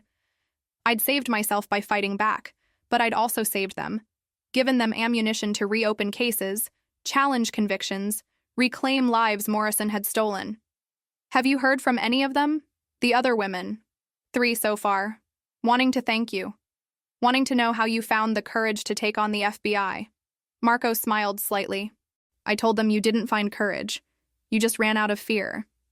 That desperation and bravery look similar from the outside. Poetic. True. He kissed my forehead. That gesture that had become our shorthand for, I see you, I've got you, you're safe. You ready for tonight? Tonight? The fundraiser for the nonprofit? First major event since my charges were dismissed and Marco's operations had been cleared of wrongdoing. 200 people. Donors, community leaders, politicians who'd previously avoided association with the Santini name, all gathered to celebrate programs that gave people second chances. All there because the trial had done something unexpected. It had made Marco's redemption arc public, had shown that the son of a crime lord could actually build something legitimate from blood money and good intentions. I'm nervous, I admitted. Public speaking wasn't exactly covered in my cleaning training. You testified for 6 hours under hostile cross-examination and never broke. You can handle a 5-minute speech about why these programs matter. He squeezed my hand. Besides, you're not alone up there. We're doing this together, remember? Partners. Partners. The word still made my chest warm. We'd built something in the months since the trial. Not just a relationship, but an actual partnership. I'd brought perspective from living in the margins. He'd brought resources and connections. Together, we'd expanded the nonprofit's reach, added programs for addiction recovery and job placement, created pathways for people like Ryan to find redemption if they were willing to do the work. Ryan, I hadn't spoken to him since that conference room confrontation, hadn't responded to his letters from prison or his requests for visits. Patricia said he was serving 18 months for drug charges and providing false testimony. Light sentence in exchange for cooperation against the Kozlovs. Said he was clean now, working through a prison recovery program, claiming he'd finally found the motivation to change. I didn't know if I believed it. Didn't know if it mattered. Some bridges, once burned, couldn't be rebuilt. Some betrayals cut too deep for forgiveness to reach. Maybe someday I'd be ready to see him again, hear his amends, decide if there was anything left worth salvaging. But not today. Not while I was still learning to trust that my instincts about people could be recalibrated. That not everyone who claimed to love me would use it as permission to hurt me. Emma. Marco's voice pulled me back. Where'd you go? Thinking about Ryan. About whether I'm a terrible person for not visiting him. For not accepting his apology letters. You're not terrible. You're boundaried. There's a difference. Marco guided me to the leather couch by the windows. The same one where we'd sat after my arrest and mapped out our counterattack against Morrison. Ryan betrayed you repeatedly. Put you in danger, planted surveillance, testified falsely against you. You don't owe him forgiveness just because he's sorry now. Forgiveness is earned through consistent change behavior over time, not demanded through letters and promises. What if he really has changed? What if prison and recovery actually worked, and I'm punishing him for who he was instead of seeing who he's becoming? Then he'll prove it through actions, not words. And if those actions eventually demonstrate real change, if he stays clean, makes amends without expecting anything back, becomes someone trustworthy, you can revisit the relationship then. Marco's thumb traced circles on my knee. But Emma, you're allowed to protect yourself. Allowed to say that even if he's changed, the damage he caused was too extensive for reconciliation. That's not cruelty, that's self-preservation. I nodded slowly, feeling the truth of it settle. I'd spent 2 years sacrificing my safety for Ryan's redemption. I didn't owe him more time, more chances, more pieces of myself carved away in service of his healing. If he genuinely changed, I'd be happy for him from a distance. But I didn't have to be part of his story anymore. Okay, I said finally. No more guilt about Ryan. He made choices, I made choices, and now we both live with consequences. End of story. End of that story. Marco smiled. Beginning of ours? The fundraiser transformed the nonprofit's community center into something from a magazine. White lights strung across exposed brick walls, tables dressed in linens that probably cost more than my old monthly salary, waiters circulating with champagne and hors d'oeuvres that were actual art, 200 people in evening wear, laughing and networking and writing checks that would fund another year of programs. I stood near the stage in a dress Marco had insisted on buying. Deep blue silk that made me feel elegant instead of dressed up, powerful instead of decorative. Patricia was nearby, holding court with a group of lawyers who looked appropriately intimidated. Vincent stood by the entrance with Tony, both in suits that couldn't quite hide the fact they were security first and guests second. Ms. Chen. A woman approached, 40-something with kind eyes and a nervous smile. I'm Sarah Mitchell. I wanted to thank you for what you did. My daughter was in Morrison's crosshairs 2 years ago. Witness in a racketeering case who wouldn't say what Morrison wanted her to say. Morrison threatened her with obstruction charges, tried to paint her as an accomplice. Reading about your trial, seeing how you exposed Morrison's tactics, it gave my daughter the courage to file a complaint. Her case was reopened. Charges dismissed. She got her life back because you fought. The words landed like a gift I didn't know I'd given. I'm glad I could help, even accidentally. It wasn't accidental. Sarah's hand covered mine briefly. It was brave. You took on the FBI and won because you refused to lie. That's not accidental, that's character. She moved on before I could respond, but others followed. 3 more women with similar stories, cases where Morrison had overreached, manufactured evidence, coerced testimony, cases that were being reopened because my trial had exposed a pattern of misconduct. Each one thanked me. Each one looked at me like I was some kind of hero instead of just a woman who'd been too stubborn to lie. By the time Marco found me, I was overwhelmed. He took one look at my face and guided me to a quiet corner, away from the crowd. Too much. Too much gratitude for something I did to save myself. I leaned against the brick wall, feeling the cool surface ground me. They keep thanking me for being brave, but Marco, I wasn't brave. I was just out of options, backed into a corner with no choice but to fight. That's what bravery is. He stepped closer, blocking me from the crowd's view. It's not the absence of fear. It's acting despite fear because the alternative is worse. You were terrified during that trial. I watched you shake before taking the stand, saw you cry after Morrison's cross-examination, held you through nightmares where juries convicted you. But you still testified. Still told the truth. Still fought. That's bravery, Emma. The real kind. I just didn't want to become someone I couldn't recognize in the mirror. Exactly. He smiled. Most people compromise themselves so gradually they don't notice until they're already someone else entirely. You drew a line and held it even when holding it cost you everything. That's not just bravery, it's integrity. The crowd noise swelled. Someone tapping a microphone, calling for attention. Marco's speech, then mine. The moment when we'd stand together and tell 200 donors why programs that gave people second chances mattered. Why redemption was possible if you were willing to do the work. Ready? Marco offered his hand. Ready. We walked to the stage together. Marco spoke first, his voice carrying that particular blend of authority and warmth that made people want to follow him. He talked about his father's legacy, the violence and corruption that had built the Santini empire. Talked about inheriting blood money at 25 and spending 15 years trying to transform it into something clean. About programs that gave kids alternatives to crime, that gave ex-cons pathways to legitimate employment, that gave families in dangerous neighborhoods the protection they needed without the price they couldn't afford. Then he gestured to me, and I stepped forward. Looked out at 200 faces, some familiar from trial coverage, some strangers, all waiting to hear what the woman who'd taken down a corrupt FBI agent had to say about second chances. I spoke without notes, from the heart instead of from a script. 3 months ago, I was on trial for crimes I didn't commit. painted as a criminal because I'd survived domestic violence and accepted protection from someone powerful enough to provide it. My own brother testified against me. An FBI agent manufactured evidence to support her narrative. And I stood in a courtroom while strangers decided if the choices I'd made for survival were actually crimes deserving punishment. The room was silent, attentive.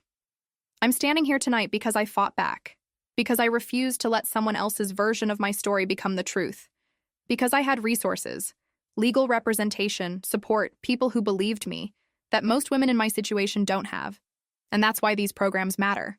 Not because they give people second chances they don't deserve, but because they give people tools to write their own stories instead of having stories written about them by systems that don't see their humanity. I told them about the women I'd worked with in the past 3 months. About Maria, who'd left her abusive husband but couldn't find housing because her credit was destroyed. About Jennifer, who'd served time for drug charges and couldn't get hired because employers saw her record before they saw her skills. About Ashley, whose teenage son was being recruited by gangs because legitimate opportunities didn't exist in their neighborhood. These programs gave them options, gave Maria safe housing and credit counseling, gave Jennifer job training and connections to employers willing to look past her past, gave Ashley's son after-school programs that showed him success didn't require violence. And that, I looked at Marco, felt him watching me with that expression that still made my chest tight. That's what redemption actually looks like. Not dramatic transformation in courtrooms, just daily choices to become someone better than who you were yesterday. Resources to make those choices possible. And people who see your potential instead of just your history. The applause was thunderous. People standing, crying, writing checks with amounts that made my eyes water. Patricia was beaming. Vincent gave me a subtle nod that probably constituted high praise from a man of few words. Marco pulled me close as we left the stage, lips brushing my temple. That was perfect. You were perfect. I just told the truth, which is always perfect. The rest of the evening blurred. Conversations with donors, photographs for publicity materials, thank yous that felt inadequate for the amount of money being pledged. By 11 p.m., my feet hurt and my face ached from smiling, but we'd raised $1.3 million. Enough to expand programs, hire more staff, help more people rewrite their stories. Vincent drove us home, the brownstone in Beacon Hill that had stopped feeling like Marco's house and started feeling like ours.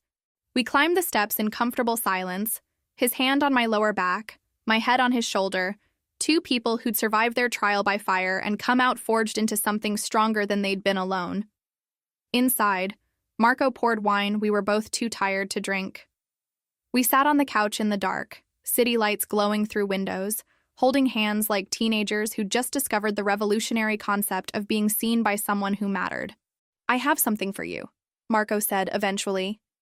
He pulled a small box from his pocket, set it on the coffee table between us. My heart stuttered. "Marco, it's not what you think. Or maybe it is. I'm not entirely sure what I think it is either." He opened the box, revealing a key. Simple, silver, unadorned. It's a key to this house. Official, legal, yours. Not because you're living here temporarily until things settle down, but because this is your home. Because I want you here. Because partnership means equal claim to spaces we inhabit together. I stared at the key, feeling emotions I couldn't quite name. This wasn't a ring, wasn't a proposal or a demand for commitment. It was something more fundamental. Recognition that I belonged here. That I'd earned my place not through submission or dependence, but through partnership and choice. "There's something else," he continued. "I had my lawyer draw up papers making you co-director of the nonprofit. Equal authority, equal decision-making power, equal ownership of the mission. I started it, but you've transformed it. Made it something that actually serves people instead of just being a tax shelter for legitimizing old money. You deserve recognition for that. Deserve power, not just proximity to mine." The gift was staggering. Not jewelry or flowers or romantic gestures, but actual power. Actual authority, actual partnership in the work that had become my purpose. Why? The question came out smaller than I intended. Because you earned it. Because the women you help trust you in ways they'll never trust me. Because you see what they need better than I ever could. Because partnership isn't just romantic. It's professional, financial, structural. He squeezed my hand. And because I love you. Not despite your strength, but because of it. Not despite your refusal to be controlled, but because of it. I love the woman who took the stand against Morrison, who set boundaries with Ryan, who transformed trauma into purpose. That woman deserves equal power in the organization she's helping build. I kissed him, thoroughly, completely, trying to communicate through touch what words felt inadequate to express. Gratitude and love and the bone-deep relief of being seen, really seen, by someone who had every reason to want me small and every reason to want me powerful and chose powerful anyway. When we broke apart, both breathing hard, I picked up the key, held it like the promise it was. I love you too. Not despite your darkness, but because you chose to build light from it. Not despite your power, but because you wield it carefully. Not despite your past, but because you're brave enough to keep building a different future. We sat like that until exhaustion won, until the wine sat forgotten and the city lights blurred and the weight of the day caught up to both of us. Marco carried me to bed, our bed, in our house, in the life we were building together from the rubble of everything that had tried to destroy us. 6 months later, Ryan wrote one final letter. No apology this time. No requests for forgiveness or visits. Just 3 sentences I read standing in the morning light of the brownstones' kitchen. I'm getting out next month. I'm staying in California, starting over where no one knows my name. I hope you're happy. I hope you found the life you deserved. I hope someday I become someone worthy of being your brother again. I read it twice, felt something shift in my chest. Not forgiveness, that would take more than words on paper, might never come at all. But release. The understanding that Ryan's redemption wasn't my responsibility, that he could become someone better or remain someone broken, and either way, it wasn't my burden to carry. I filed the letter in a drawer I rarely opened and poured coffee for Marco, who was reading the morning paper at our kitchen table. Our kitchen, our table. Our life built from choices instead of circumstances. Ryan's getting out, I said, sliding the coffee across to him. How do you feel about that? Relieved he's staying in California. Hopeful he means what he says about changing. Grateful it's not my problem anymore. I sat across from him, morning sun catching in my coffee like liquid gold. Is that terrible? It's healthy. Marco's smile was gentle. You gave him years of your life trying to save him. You're allowed to spend the rest of it saving yourself instead. I'm not saving myself anymore. I reached across the table, laced my fingers through his. I'm building myself. There's a difference. There is. That afternoon, I met with 5 new women starting the nonprofit's domestic violence transition program. Listened to their stories, variations on themes I knew by heart, abuse disguised as love, survival framed as weakness, choices made in desperation painted as character flaws. I heard myself in their voices, saw myself in their fear, and then I showed them what I'd learned. That violence wasn't love, that protection didn't have to feel like prison, that being seen by the right person was worth every risk. That redemption started with choosing yourself even when choosing yourself felt selfish. That night, I stood at the brownstones' windows, the same windows where I'd stood 3 months ago, feeling unmoored and uncertain. But tonight, I felt different, grounded, purposeful, like I'd finally found the coordinates to plot a life that was mine instead of one constructed around other people's needs. Marco came up behind me, arms sliding around my waist in the gesture that had become our ritual. You're thinking loud again. Just reflecting. I leaned into him. A year ago, I was cleaning this office at midnight, invisible by design. Now I own half of it. Co-direct programs that help hundreds of people. Have my name on a deed and a bank account and a future I actually helped build. Surreal? Earned? I turned in his arms, met his eyes. I earned this. Not by being saved, but by choosing to fight. By refusing to accept that being powerless was permanent. By taking the trauma that could have destroyed me and transforming it into the purpose that remade me. That's my girl. He kissed my forehead, the one who walked into fire and came out forged into something stronger. I smiled against his chest, feeling his heartbeat steady beneath my ear. Feeling safe and seen and valued in ways I'd spent 24 years not knowing were possible.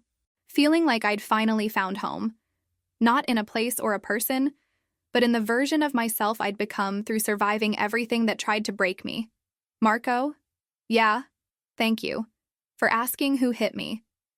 For seeing me when I'd forgotten how to be visible. For teaching me that love could be safety instead of sacrifice. His arms tightened. Thank you for teaching me that protection and control aren't the same thing. That power means nothing if you can't share it. That the bravest thing I've ever done wasn't surviving my father's world. It was letting you into mine. We stood like that as night fell over Boston. Two people who'd found each other in the space between violence and safety.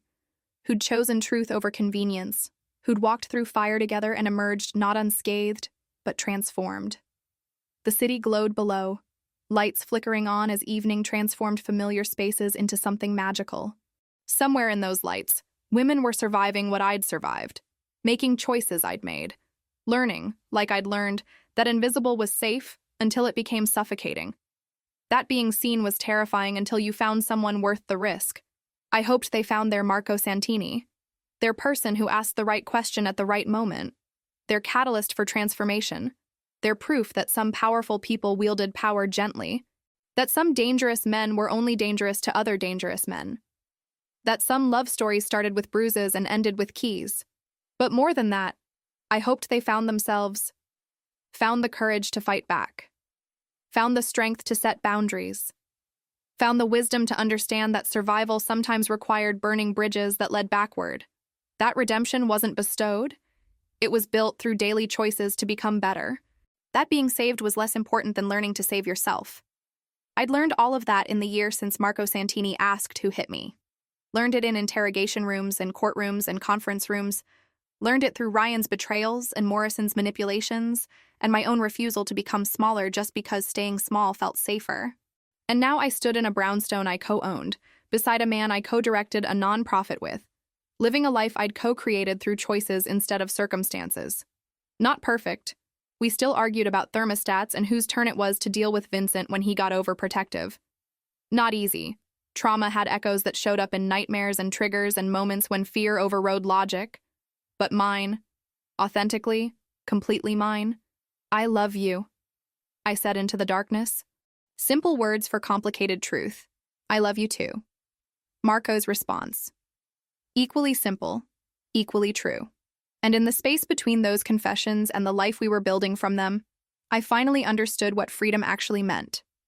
Not escape, not safety, not even happiness. Though we'd found that too. Freedom meant standing in your own truth, owning your choices, building a life that reflected your values instead of someone else's vision of who you should be. Freedom meant being seen. And I, Emma Chen, former cleaning woman, trial survivor, nonprofit co-director, woman who'd walked through fire and emerged forged into something stronger, I was finally, completely, beautifully free. If you made it to the end of this story, let us know in the comments which city you're watching from, and click the yellow bell to subscribe to the channel and support us. Keep the adventure going by clicking on the suggested video on your screen.